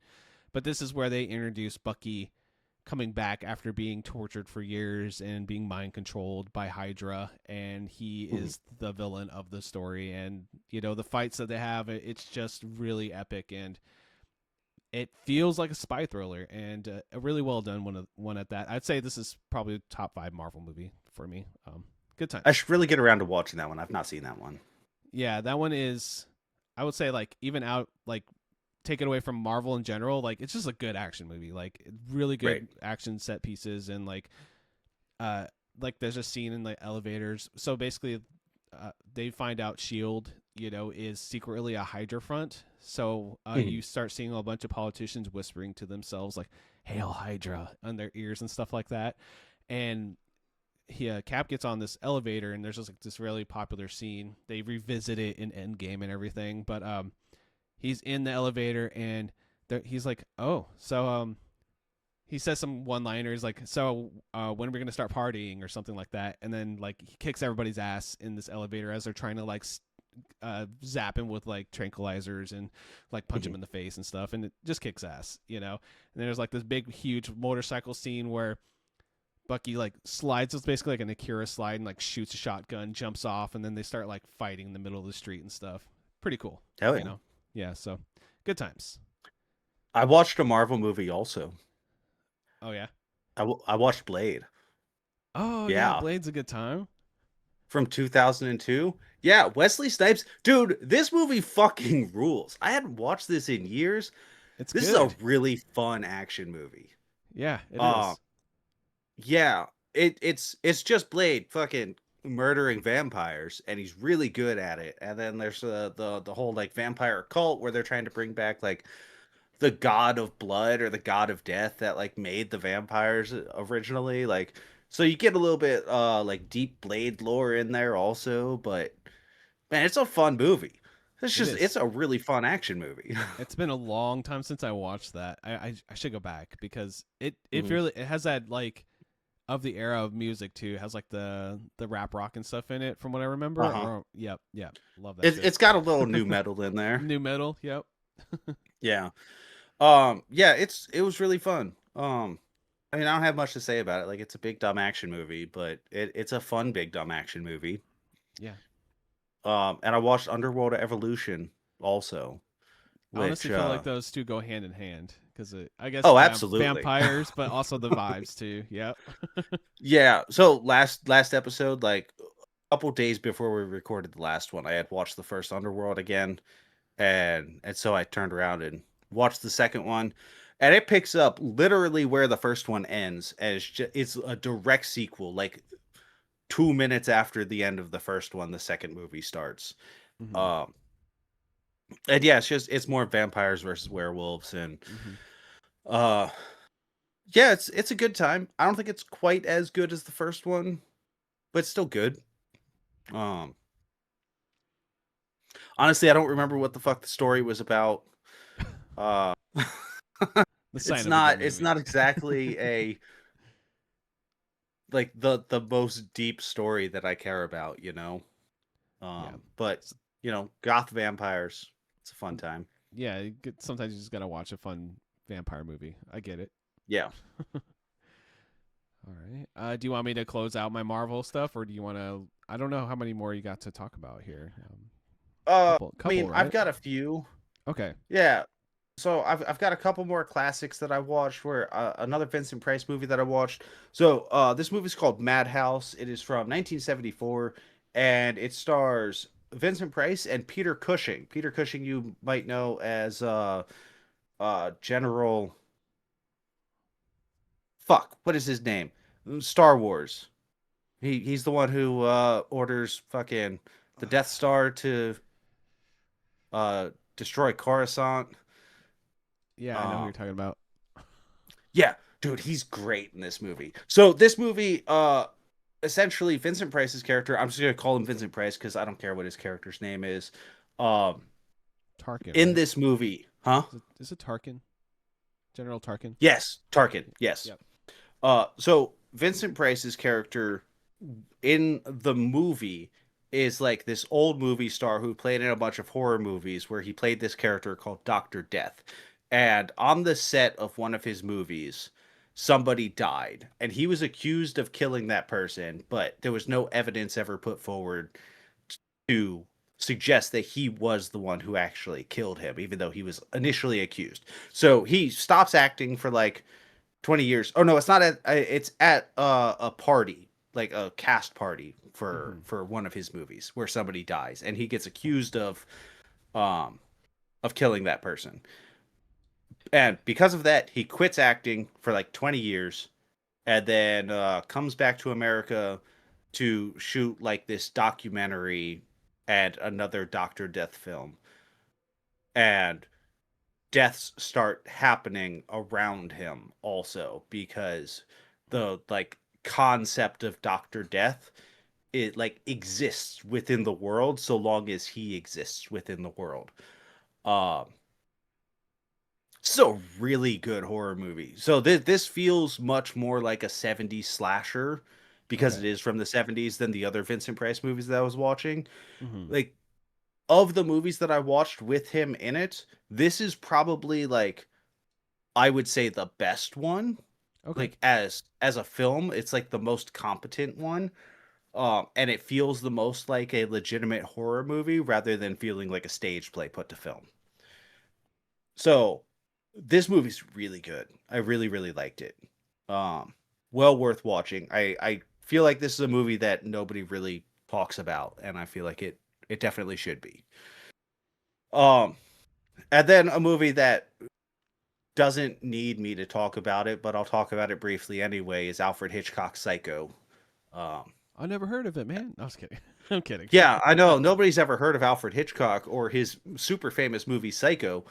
No. Um, unsurprisingly, this movie is fantastic. Oh yeah. It's compelling all the way through. Like it's the kind of movie where uh you're it draws your attention so much and it makes you want to look at the screen so much. It's so good. And the cast is great and the acting is all phenomenal. Like it's just a really really fantastic film. Like it's famous for a reason, right? Yeah. Definitely. Mm-hmm. Um so yeah, if somehow you've never seen Psycho, you should fix that and watch it Watch it. because it's yeah, it turns out it's actually really good. And this wasn't my first time watching it, obviously. Like I've seen it plenty of times in the past, but I finally own it on DVD now, so I can watch it whenever I want. So It's been probably a decade since I watched it, but it's mhm. it's it's still great. I'm sure I could watch it today and still love it just as much as I did when I first. I Mhm. think I first watched it a decade ago. I think I've only seen it like twice or three times. I haven't watched it like this is not one I return to a lot, obviously, but Yeah. yeah, it's every time I watched it, it's awesome. So Yeah.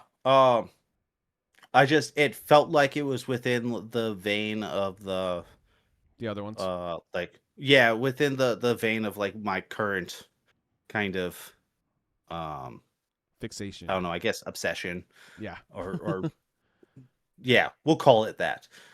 Um,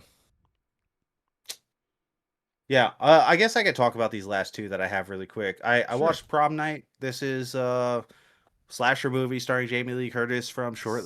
It's like 1982, so Mm-hmm. shortly after she was in Halloween. Um, it's like fine. That's the best way I can put it. Like it's the most okay slasher movie you could watch. Yeah. Um, it's really nothing all that special. There's a couple good kills, but for the most part, it's kind of boring. And uh, there's I don't know. I guess maybe a couple interesting things about it, but overall, it's just kind of like whatever. It's Is it good to another one have. of those, right? Basically. Yeah, Yeah. it's another one of those. Leslie Nielsen's in this movie as her father. So like I guess that's interesting. And like he's good, but Hmm. he's not in it that much. Right. Um and then the final movie that I watched was Total Recall, which The OG. Van yeah, the OG. Okay. Arnold Schwarzenegger, the uh fuck, what is his name? The guy who made RoboCop and Starship Troopers. Um, I'm blanking on his name. Philip K. Anyway, Dick. The storyline. I was just saying it's a Philip K. Dick story, right? I believe it is a Philip K. Dick story. Hang on. Oh, the guy I'm that talking. directed it is Yeah, Paul yeah. Verhoeven. That's his name. Yep. Verhoeven. Thank Yep. you. I should know that. I do know that. I for when you're recording, your brain gets all fucking Oh, I get gummed it. up with. Yeah. No So names come to sometimes I just. mind. Everything goes Uh blank. Yep. huh. But Verhoeven's great. Like he's really good at just making fun, interesting movies. And this is a really fun action movie, sci-fi thriller. The special effects are insane, off the wall. Like everything looks fucking fantastic. The story's really good. It's about Schwarzenegger's character is like he wants to go to Mars. He has like this compulsion to go to Mars, but he ends up going to like this memory place and they try and implant memories in him and it ends up not working because he was like this secret agent that was on Mars and he had his memory wiped and was implanted into the current home that he's in. So then he's like he goes back to Mars and he's trying to find his memories and get in contact with all these people that he used to know and but he doesn't know exactly what's going on and it's just this big action chase movie. It's a lot of fun. Um yeah, really inventive like mutant alien type creatures. I mean Yeah. they're mutants. They're all human. Hmm. But like all the mutants are interesting and weird and really good special effects. Like this is an effects movie through and through. It's fucking Yeah. fantastic. I love it. Yeah. It's a good one. I haven't seen that since forever too, but I I remember it very fondly. I mean, there's Schwarzenegger just had a time, man, where he just can't. He was Oh just in a yeah. bunch of really good stuff, you know. Yeah. Yeah, Yeah. this is just I mean, it's not just a good Schwarzenegger movie. Like it is a good Yeah. movie. Like, I mean, like I love him in, Terminator and Last Action Hero and Yeah. Predator and Mm-hmm. what are some of your favorite Schwarzenegger movies actually? Cuz I probably just named my favorites along with. Probably T2. It's probably my favorite. Yeah. Yeah, but Total Recall is a good one. Predator. You've just literally named the ones that I probably would name, honestly. So, but he's great. He just had an Yeah. era where he was just in a lot of really fun movies. So Yeah. yeah. Yeah, for sure. All All right. right. Talk Guardians of the Galaxy. Okay. I love Guardians of the Galaxy. This was kind of interesting because the Mhm. way the timeline works is these two are basically set right after each other. So Guardians 1 and 2, we watch both of them back to back, pretty much in the same Yeah. day.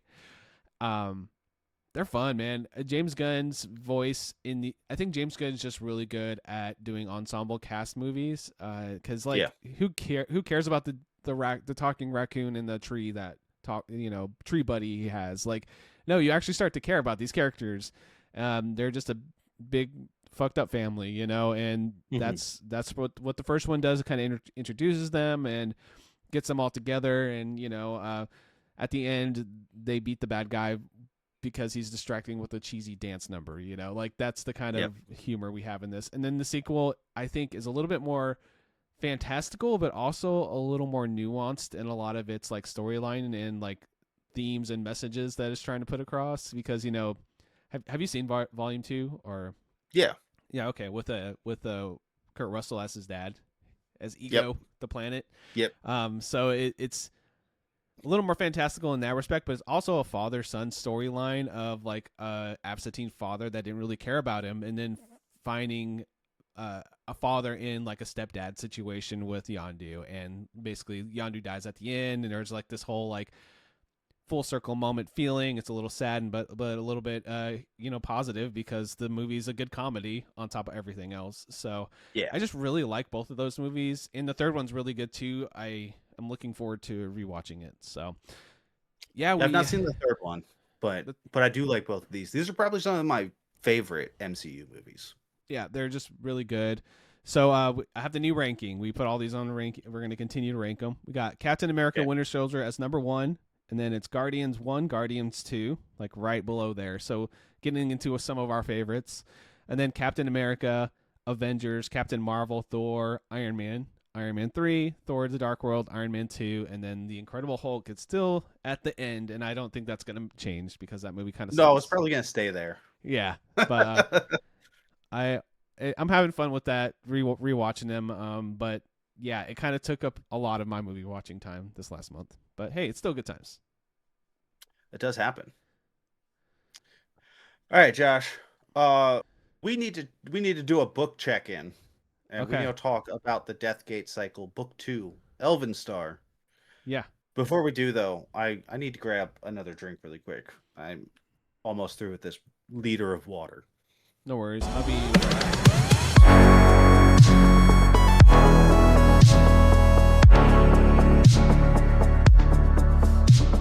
Our neighbors downstairs are hotheads. We smell their weed all the time. I can smell it. I came back in here. I was like, oh my god.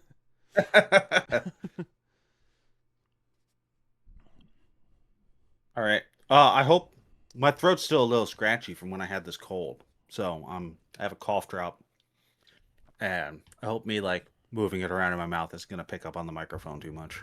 No, you're fine. It'd be fine. Mm-hmm. So we read Deathgate Cycle, Volume 2, Elven Star. Good Yes. book. I had a good time. Yeah. What'd you think of it?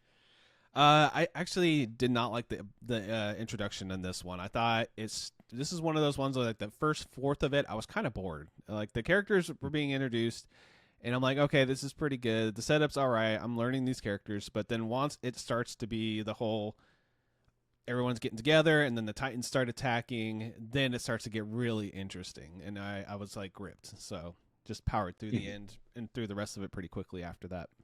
So yeah, Yeah. Um, I think this book focuses a little bit more on Haplo than the yeah. first book did. Mm-hmm. You know, in Dragon Wing, he's much more of just like this passive observer who you don't really know who he is. Like you get a little bit of insight into him and like why he's there, but you don't get much. In this book, you start to get a little bit more of like him being characterized and like actually helping people. Um, Yeah, get a little bit more character depth from him. And this book also introduces Zifnab, yeah. who is a Uh, crazy old wizard. with a bunch of modern day culture references out of nowhere, which was Uh interesting. huh. Oh, Yeah, what'd you think Gandalf about uses him? smoke. I I think it was pretty funny. I like the comedic relief. He was an interesting character to. So the when I first got introduced, I actually read that chapter myself, and then I was Mhm, listening to the. So they have a more modern day narrator for this book series. He has a pretty nice like reading voice, but some mhm. of the characters he puts on are just so ridiculous. He has like this one just sounds like Master Roshi from Dragon Ball Z, like crazy old That's kind of codger. funny. Yeah, Yeah. it is so funny. It so that actually added to the humor on a lot of those because he's just like the Millennium Falcon, like shit like that, and it just sounds just like Master Roshi is just so good. I was like, okay, yeah, this really adds to it. Um, Mhm. so my thought is so far is this is basically far future, right? Like that's where that's where I'm coming to understand because that's why he has all these references to like Gandalf and the Millennium Falcon and like the Mars rover and stuff. That's what I assume. I don't know. Mhm. Yeah, that's fair to say. You're not going to spoil anything for me. That's what you're saying. Thinking. No, no, I'm Okay. not going to spoil like what the overarching plot is of the entire 7 book series for you. You have to come to that conclusion yourself. That's my Um, theory so far.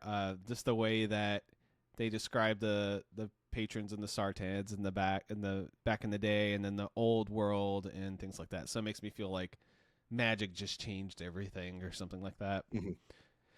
Um, but I liked Zifnab and his green dragon, his land dragon or swamp dragon, whatever. Um, Uh-huh. the way they describe the dragon is basically no wings. It kind of just like slithers in the sky. That's from what I Yeah, so more understand. like a Chinese dragon rather Yeah, than yeah, a traditional Western dragon. yeah. Great character too. Kind of is basically. I think it's basically revealed Zepnav's his familiar. It's not the other way around. So he's basically the thoughts and the brains, and then he has like this crazy old wizard that kind of goes around with him, the Hmm. dragon. So I like that character a lot. A lot of fun. I like the love stories that they introduced in this. It was kind of nice to have some romance here and there. It was kind of a Uh-huh. cute thing where wrong place, wrong time. We're trying to like just get money from you, but we fall in love. You know, it's a little corny, but I liked it still. I was still enjoying that arc. Yeah. And then the brother and sister elves falling in love with the brother and sister human. It's kind of a nice storyline, and they don't. The thing I want to comment about this book is it just kind of ends because I know it's part of a series, but this is very much a this season on Death Cycle, like type or Death Gate Cycle, type of Yeah. thing. Not really any resolution to it, but they did get where they were trying to go, which was the star in the Elven sky. And when they find out that's just like a planetoid, all those stars are just basically another star mimicking light like you would think it would, like on a planet and stuff like that. Very fascinating story. Like the way they describe the Titans destroying everything in the civilization just sounds so tragic. Like just destroying Yeah. everything, basically because of misunderstanding. When it comes down Hmm. to it. And Yeah. yeah, Um, so I will say the kind of the thing that you really learn about this world about oh god, what's the name of the the landmass. It's a longer title. I know what you're talking. I'll look it up real quick. Go ahead. um the thing you learn about the world of fire is that it is essentially a giant hollow earth, Yeah. and that so everything is Oh, on this the one is inside rather. Prian. Prian. That's the name of Bran. it. Yep, there Yep. you go. Yep.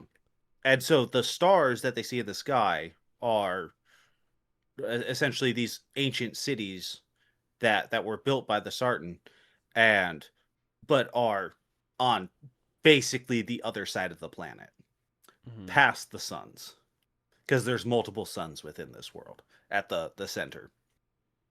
Um, and the world itself is covered in these massive trees where like they're so large Yeah. because there's so much sunlight that people basically never get to the ground. Like only the dwarves ever have really seen the ground, because when Yeah. you get that far down, you're basically in complete darkness.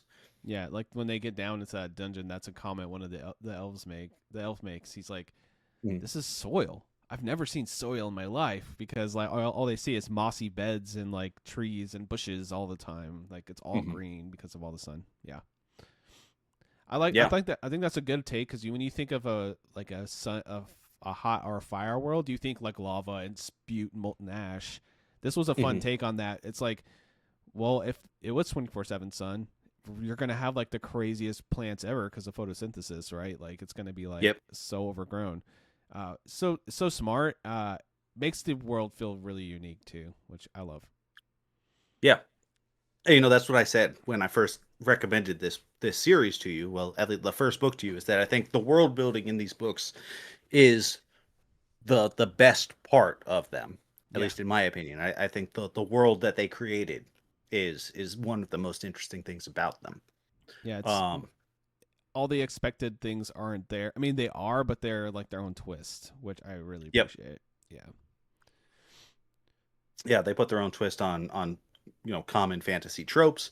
Hmm. And um so we had the elves and the Quindiniers, and then we had the humans, Roland and Riga, and Blackbeard the dwarf as our main characters in this one. Or No, it's Gruger. not black. That's not Blackbeard. It's Drugar. Yep.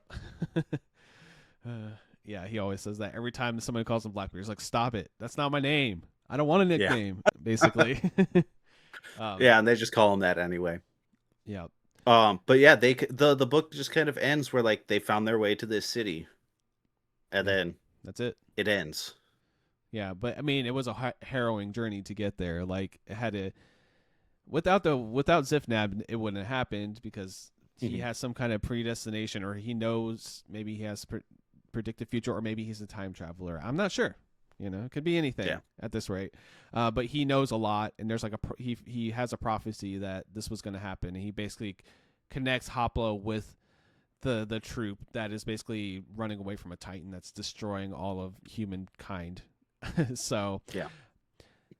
the Titans are cool. I like the unique take that they're blind because the Sartans took their eyes. We find out later, and they're Mhm. basically these giant, towering, like basically naked humanoids, but they have plants and stuff all over them, like the Yeah. world is. So they kind of blend in. They Walking are, trees. yeah, they're basically described like humanoid shape, but also tree like. So I'm guessing walking like plants, pretty much. Yeah. Yeah.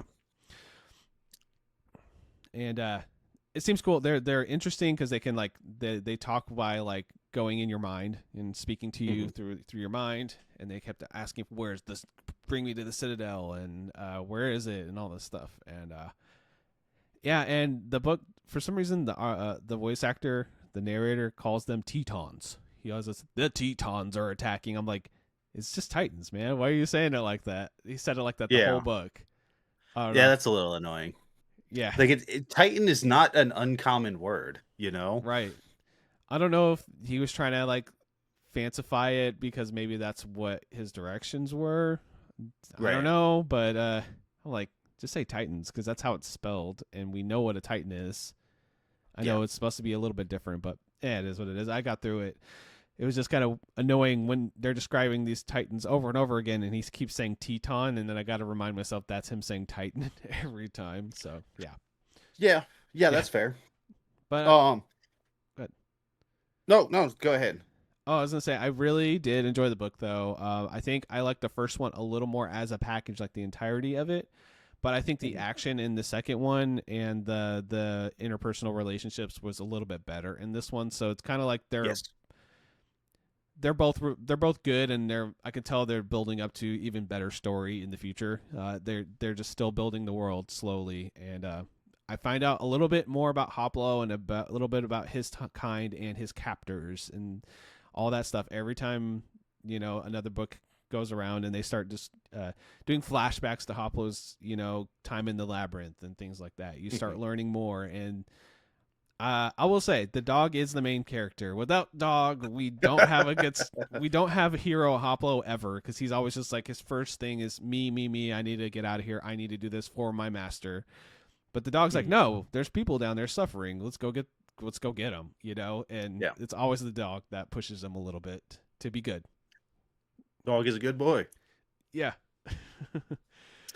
Um yeah, so you're going to move on to the next book? Yeah. I know you yeah, already bought it, though. yeah. I'll read it and listen to it and read it like I've been doing. So it's good Okay. times. Yeah. So, next book, Fire Sea. We entered the world of Abarak, the world of stone, and you get to find some interesting things on the world of Abarak. Hmm. Okay. I know it's him and Albert. I know that. I saw the description. Yep. It says that at the beginning of the description. It's like Hoplo and Albert, two people from two different worlds, basically, have to go on Yep. this journey. So buddy cop vibes already. Yeah. And that's not even really that much of a spoiler because it's within like the first few chapters. like most of the books, it doesn't start with Haplo. It starts by introducing the world Yeah, and what's going on before he shows up. But within the first couple of chapters of you seeing Haplo again, you're reintroduced to Alfred. So yeah, Alfred. Yeah, I was saying Albert. That was not right. Anyway, yeah, that's okay. I'm looking forward to it. A lot of the reviews for this one, the third one, is saying that it's one of those you start it and like it just starts and like it's good. Like there's no like I don't know slower chapters. It's just like go go go and you can't stop reading it when you start. So I'm looking forward to that. Yeah. I think it might be the best one in the series, just in Okay, terms of um maybe general coherency of the individual narrative. Um, right. but it also does build a lot. It builds a lot more of the world and introduces some new ideas that have not been introduced in the story yet. So I'm excited it's to good. read. You got me into it. I'm stuck in this world. I got to see what happens now. So here we go. No, Yeah, it's a good time. It's not like I'm like forcing myself. If I didn't enjoy it, I wouldn't continue on. It's a good time. right. And I wouldn't force you to continue reading them if you didn't like it. So Yeah, yeah. And then it's nice to check in and kind of have a little mini book club in the middle here. Why not? yeah. So next episode, we will most likely be talking about the Deathgate Cycle, Book 3, Fire Sea. Yeah, looking forward to it. Well, Shall we move on to the actual recommendations for this month? sure. Do you want me to start or do you want to start? Why don't you go ahead and start? Okay, you recommended watch Rollerball from '75 and Yep. Rollerball 2002. Yes.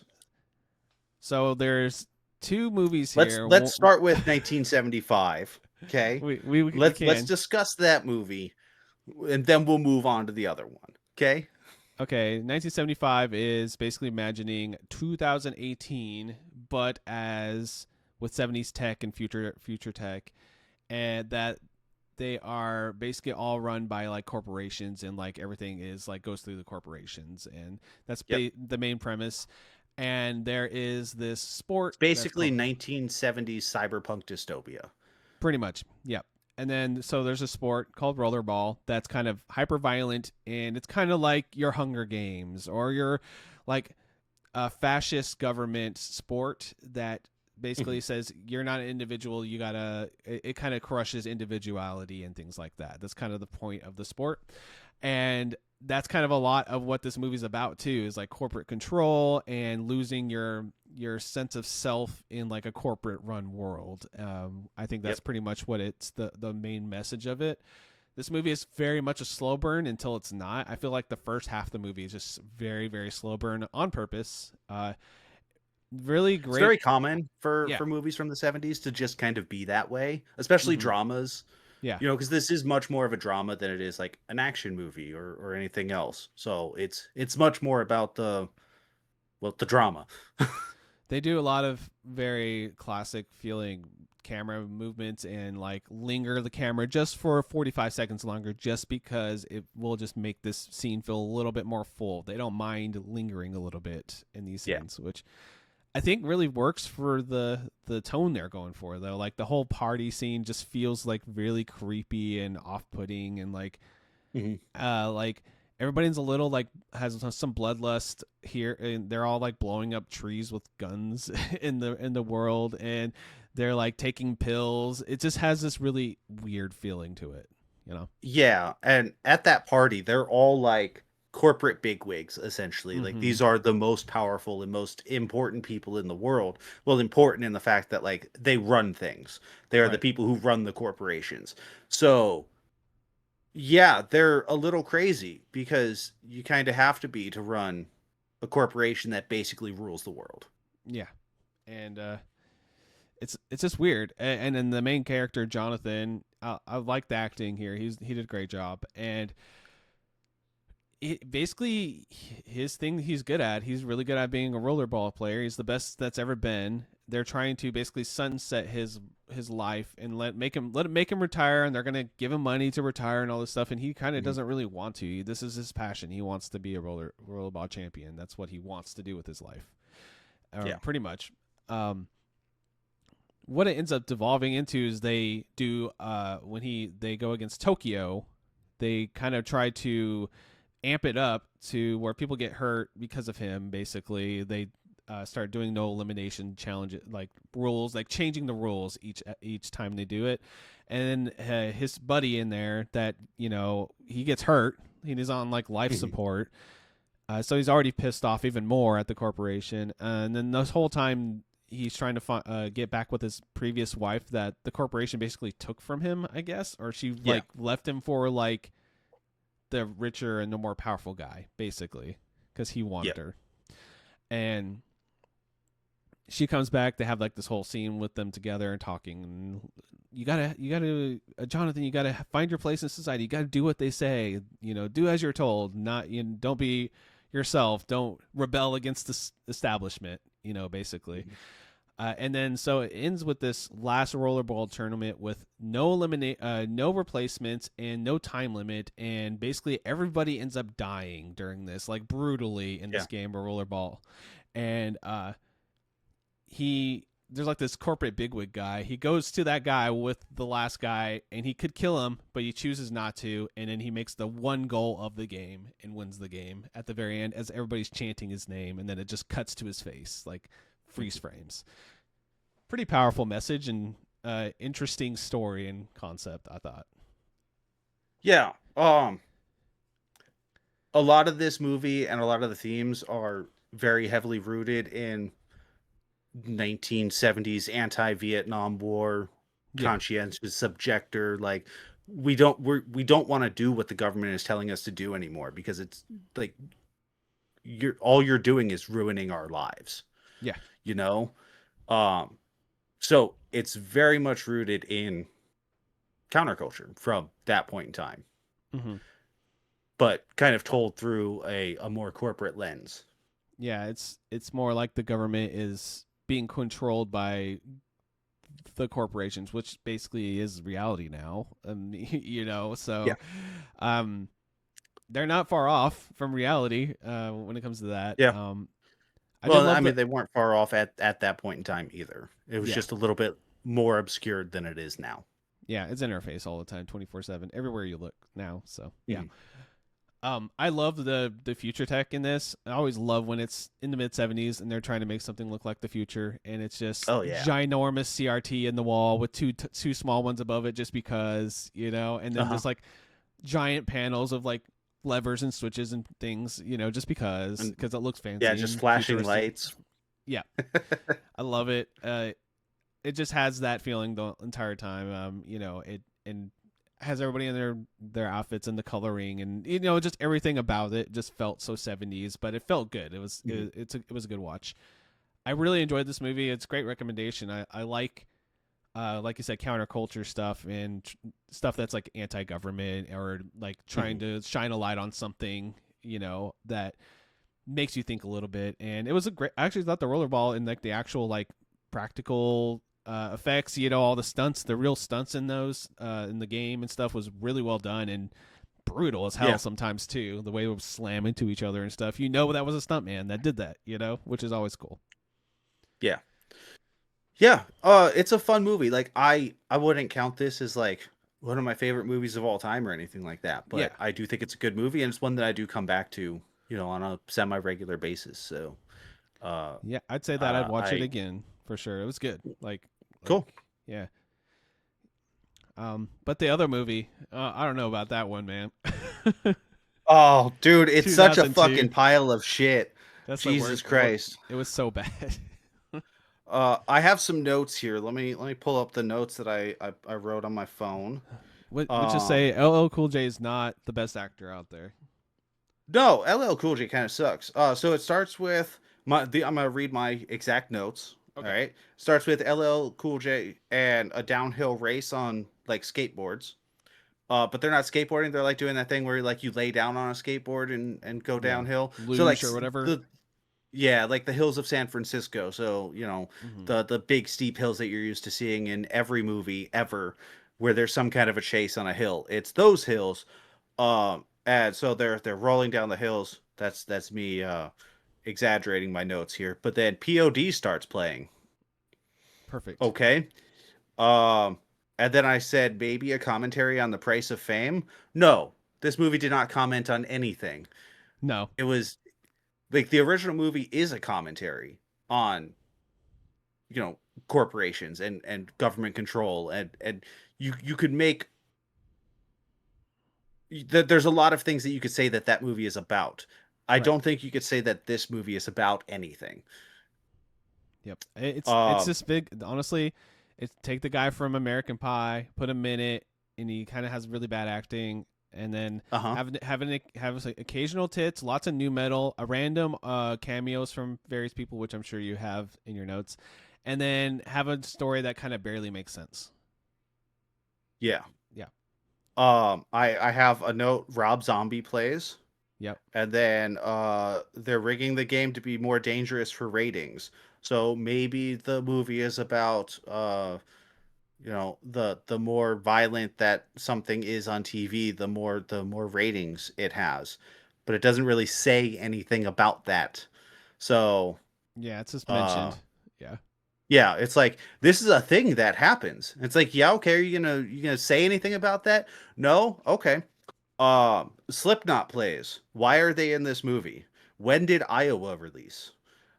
Which is a good question because when did Iowa release? That's like Was 2004, that like right? 2004?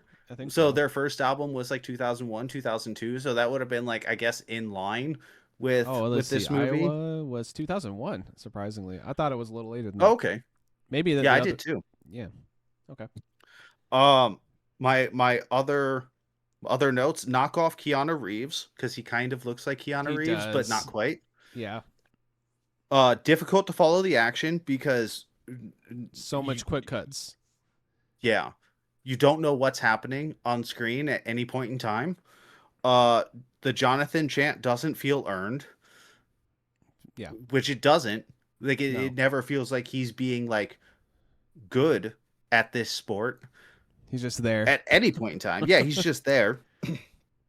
None of the ending feels earned, and I said it was still pretty bad. Yeah. Um. Those are my notes. So like, Um, there is a story. I don't know. I don't even think it's really important to go into the story on this one. It's not a great movie. Like, I don't recommend anybody watch it. I know you hadn't seen it. You were just curious, but I was curious. so I this was I your first expected it to viewing be too, bad. right? Yep, So I yeah. expected it to be bad, and it was bad. It was not Yeah. a good movie. Hey, you can recommend me bad movies all day. I'll watch them. I, the thing that's the worst when it's a bad movie is it's when it's a bad movie that isn't really even a fun watch. You know what I mean? Like, this one Yeah. isn't even that fun to watch.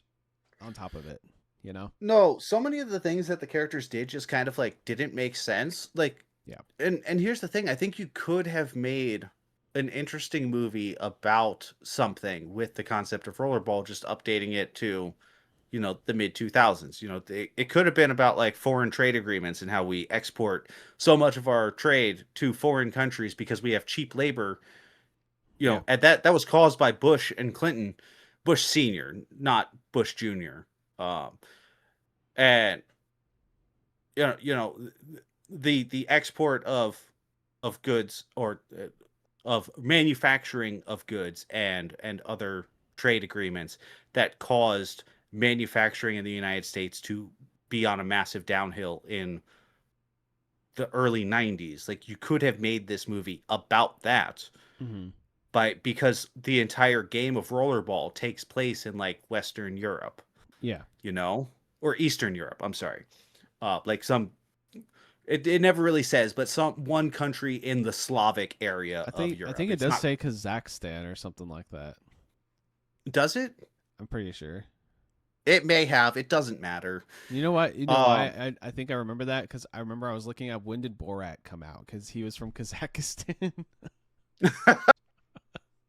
Anyway. All right. Fair. Yeah. Um.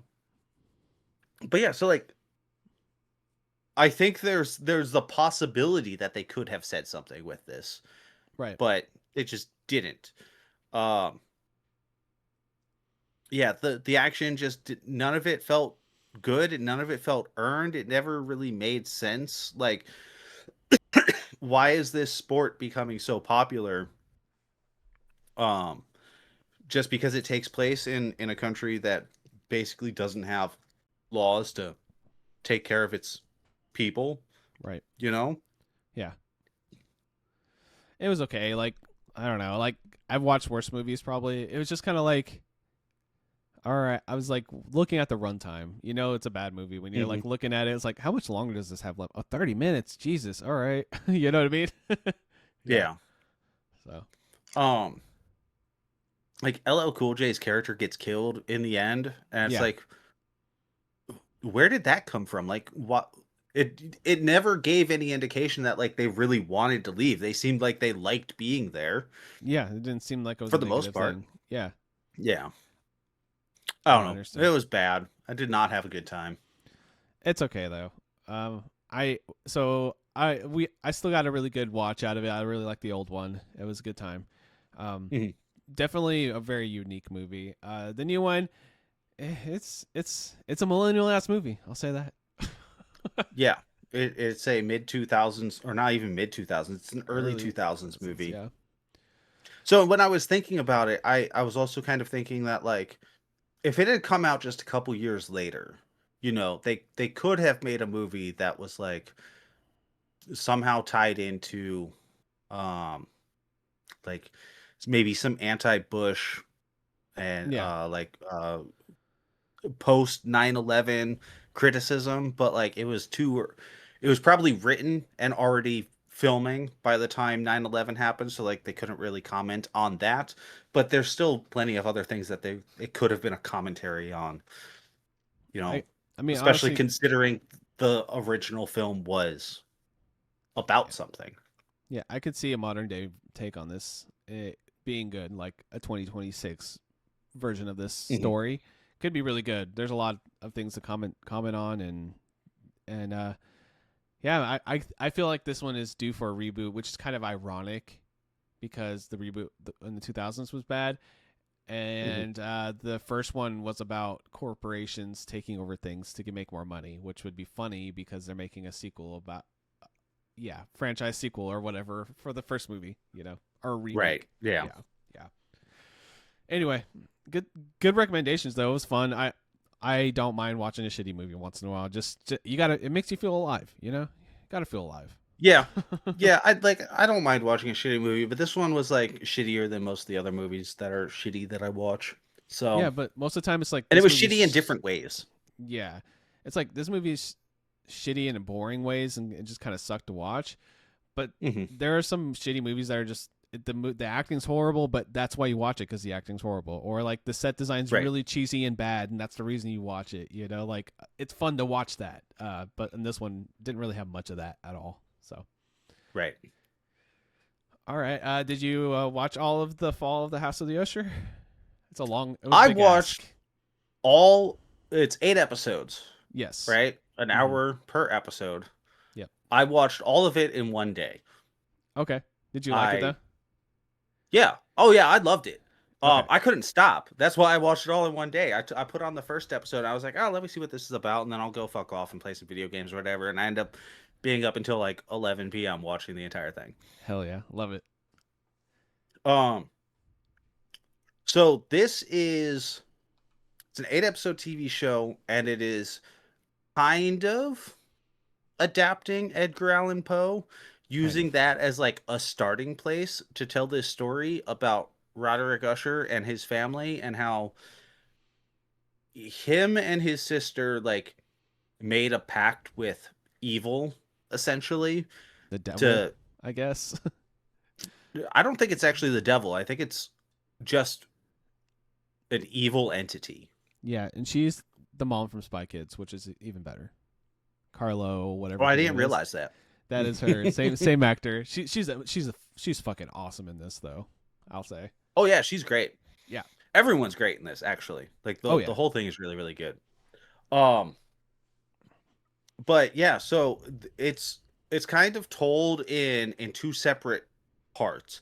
You have Roderick Usher talking to this like DA. Uh, I don't think he's a detective. I think he's the district attorney, or he's like the lead prosecutor for the state or whatever. Yeah. And he's been trying to catch Usher on crimes and has never been able to actually um like prosecute him Hmm. for any of his crimes. He's always gotten away with it. Uh, you find out why later, but partially because of our boy Mark Hamill Yep. as a fucking lawyer. Dude, I was like, it didn't look like him. So I was watching the first couple of episodes. I was like, is that Mark Hamill? It doesn't really look like him because he looks. I mean, he looks bad. Honestly, Mark Hamill looks fucking I kind don't of know terrible what they now. did. Something they must have put some type of prosthetic on him or something because he does look a little different than what he actually Hmm. looks like in that. Yeah. Yeah. But he looks old and he looks rough. Yeah. And he doesn't sound like himself either. Like he's doing this thing with his voice where he's like lowering the pitch of his voice and kind of making it a little gravelly and raspy. Hmm. So he doesn't sound like he normally does. This might be his best live action role since Star Wars. Yeah, I think so. He does such a good job. Yeah. And I say live action because like it doesn't beat the Joker. But No. um What does? uh yeah, him playing the voice of the Joker is just top That's tier. peak. That's Yep. that's the good stuff right there.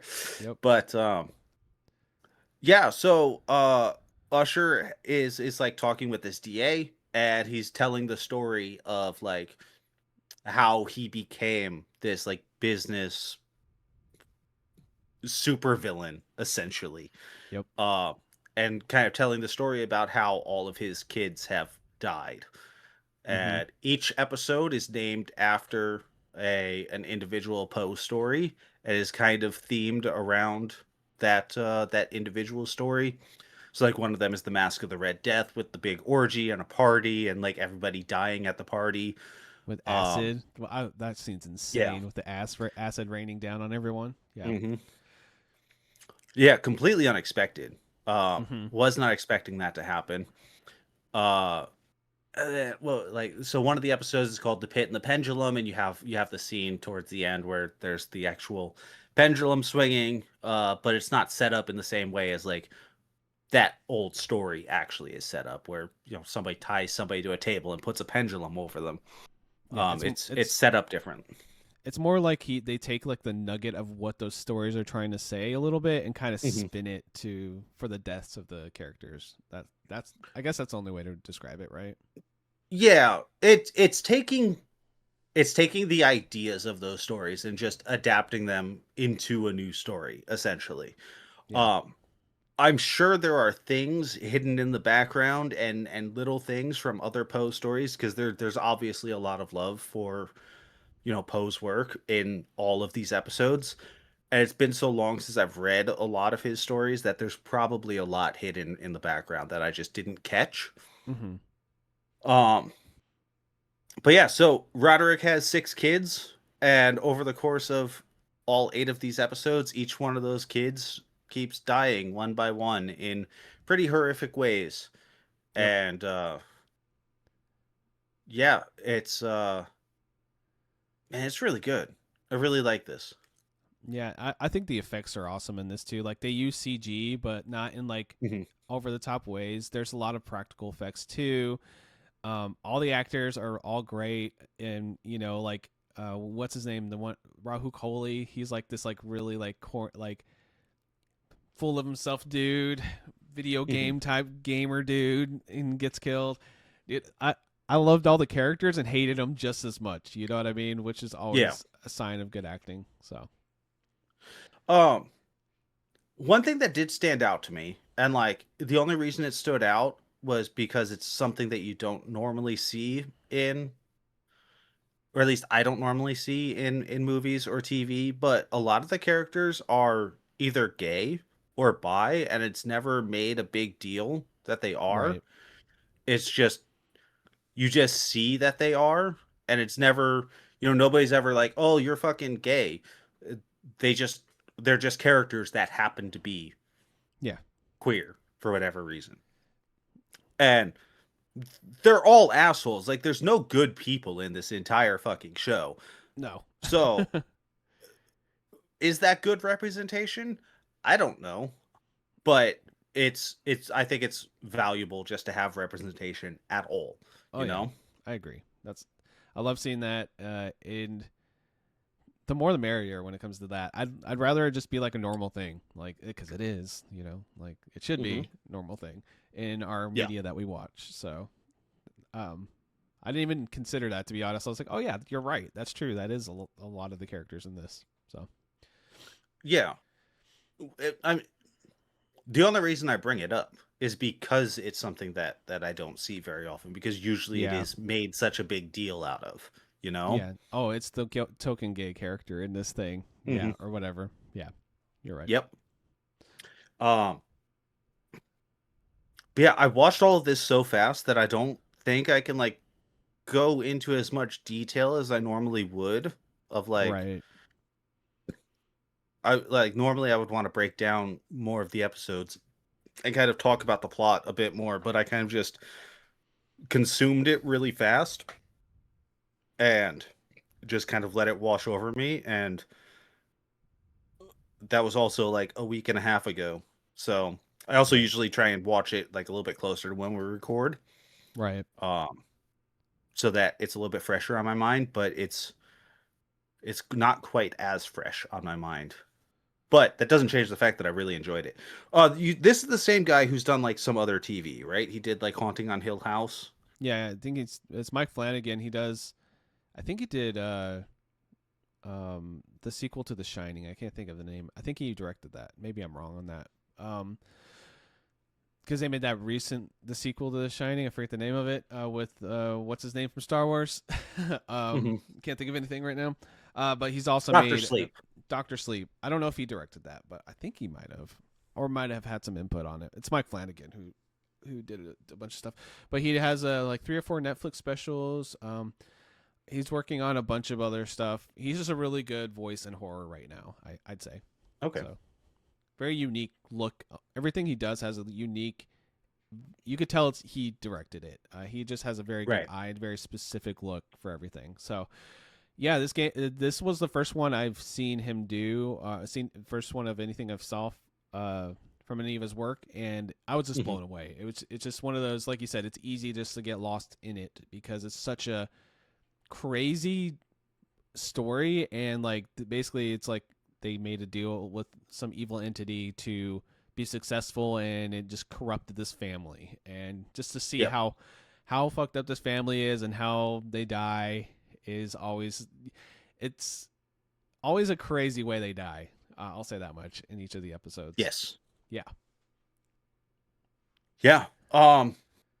Great recommendation. I really like this. And he did he did direct Doctor Sleep. Okay, I thought so. And he directed The Haunting of Hill House also, which I've heard is really good. So I think I'm gonna check that out sometime soon I as heard well. Doctor Sleep is good also. Like people are like, wow, it's actually a really good sequel to Kubrick's Shining. So Okay. um, I I might have haven't to check watched that it. out. Yeah, I haven't watched it yet. We're probably gonna do a double feature. That's why we're like, okay, we need like a good afternoon, watch them both back to back. Like, The Shining's Yeah, in that that. sounds good. Yeah.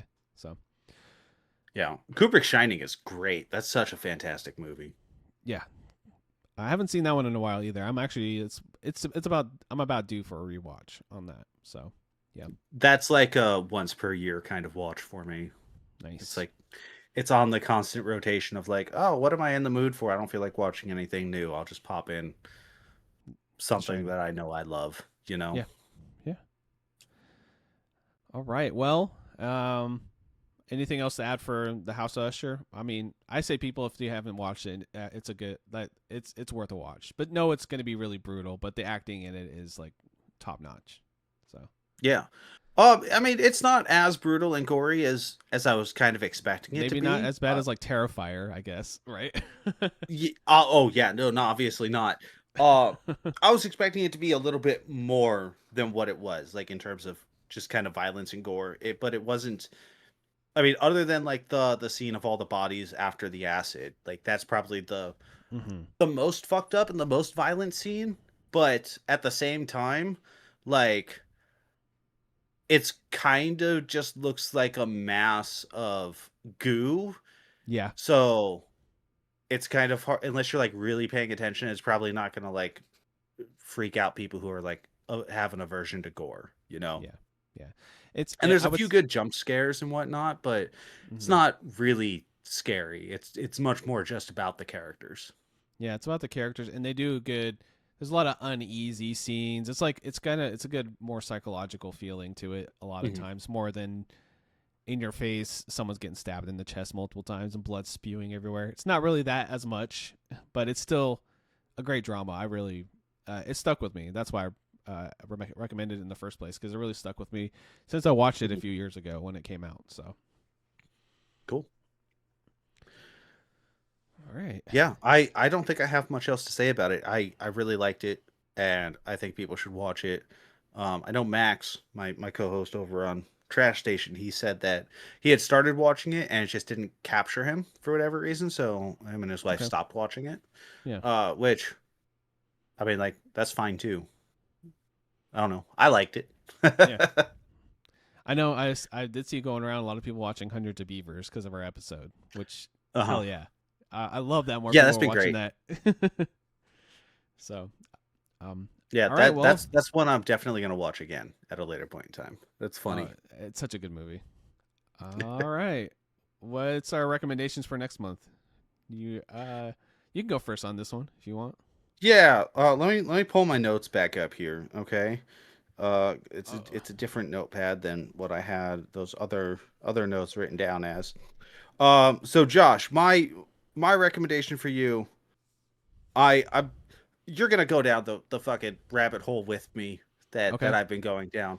I want you to watch The Fall of the House of Usher from 1960, Okay. directed by Roger Corman and starring Vincent Price. Okay. Just the one movie. No, I also want you to watch possibly Vincent Price's most famous movie. Mm-hmm. Oh, that's from 1960, not 1967. Thank you. Yeah, a typo. I got it. One of his most famous movies is a movie called The Last Man on Earth, which is the same story as I Am Legend, Okay. which you may know the novel or you may know the Will Smith movie that was kind of shit that was made back in like 2009. I remember that movie. But this is I like The Last Man on Earth. That's probably my first movie that I ever saw Vincent Price in, Okay. and it's a really slow burn. And then bonus, if you feel Bonus. like watching more Okay. Vincent Price after you've watched those two, um, you can check out Madhouse that I talked about today, or you can check out the Comedy of Terrors that I talked about today, or All both of right. them. And Yeah. we'll talk about some Vincent Price next episode. Actually, we're Sounds going to talk about Vincent Price next episode because I'm not stopping right now. okay. I'm kind of like dick deep in his movies. So That's fair. All right. he he Go ahead. has like 219 credits as an actor. He's been in a lot. Okay, I'm I've got a definitely. lot of catching up to do. Yeah, that's 3 years from now. You're like, I finally watched them all. Right. Oh, all right. I had a All hard right, time trying to that figure was. out. Go ahead. I also want to say that was I had something completely different planned originally for my recommendation for this episode, Oh, and okay. then I started falling down this rabbit hole, and I was like, fuck it, I'm taking you with me. I know you haven't watched old movies, so let's go." Yeah, let's do it. I'm down. All right. So I had three that I was thinking about, and then I couldn't decide. Um, I went ahead and went for a little more serious movies. We're doing movies. There's two. Okay, There's two directed by Alex Garland. They're Annihilation and Ex Machina. I don't think you've seen those, have you? I have not seen either of those. Okay, so the reason I'm pairing these together, besides the fact that it's the same director, and they're great movies, they're fantastic. They both have Oscar Isaac in them, which is nice. He's a good actor. And then the what I'm calling these is what it means to be human pack, because Okay, both of them ask the question, what does it mean to be human? And Okay. from different perspectives. But you're gonna like both of these movies quite a bit. So it's Ex Machina like that. But Oh, okay. yeah, you're good. You're gonna like both of these movies. They're both excellent. They're really well shot, really well directed, great stories. Very, I would say they're not really. Annihilation's billed as a horror movie, but it's more just eerie and kind of creepy, and it's really cool. Ex Machina is way more sci-fi and more like drama, introspective type movie, but it's a really well done, really good. So I think you're gonna enjoy them. Cool. Okay. That sounds like a plan to me. Yeah. So next episode is going to be some movies from the 60s and some movies from 50 years later from the 2010s, Yeah, 2020s. somewhere around Okay. there. Yeah. So, like always, it's going to be completely wild batshit. Nothing is connected. Recommendations next time. And then we did decide that I think we're both good on this. We're going to send each other DVDs and open them next time for our recommendations. Yep. So I already have mine planned. What I'm gotta order and send you. But yeah, it should be a good time. I don't think you're going to be able to figure out what I'm sending you. So that's always the best. Yeah, I don't think you are either. You're not going to expect it, but that's fine. That's half the fun, is it not? Yeah. All right, so I guess that's the end of the show. I mean, we can plug stuff if it matters. You go ahead, plug yourself real fast. Yeah, twitch.tv/Scotch and Hobbies if you want to watch me stream whenever I feel like doing that. Trash Station Podcast where you can hear me talk about video games. And that's it. I don't really do social media, so I'm not going to fucking plug any of that bullshit. Oh, speaking of that bullshit. What about you, Josh? You can find my bullshit at Blue Sky, Josh Leslie. To see me talk about video games, I post on there every day or so. I'm not like super busy on social media. That's my main platform. So, and then Indie Quest, my indie gaming show, which is just talking about some really cool indie games you may or may not have heard of, and you probably have heard of that show if you're listening to this, but still.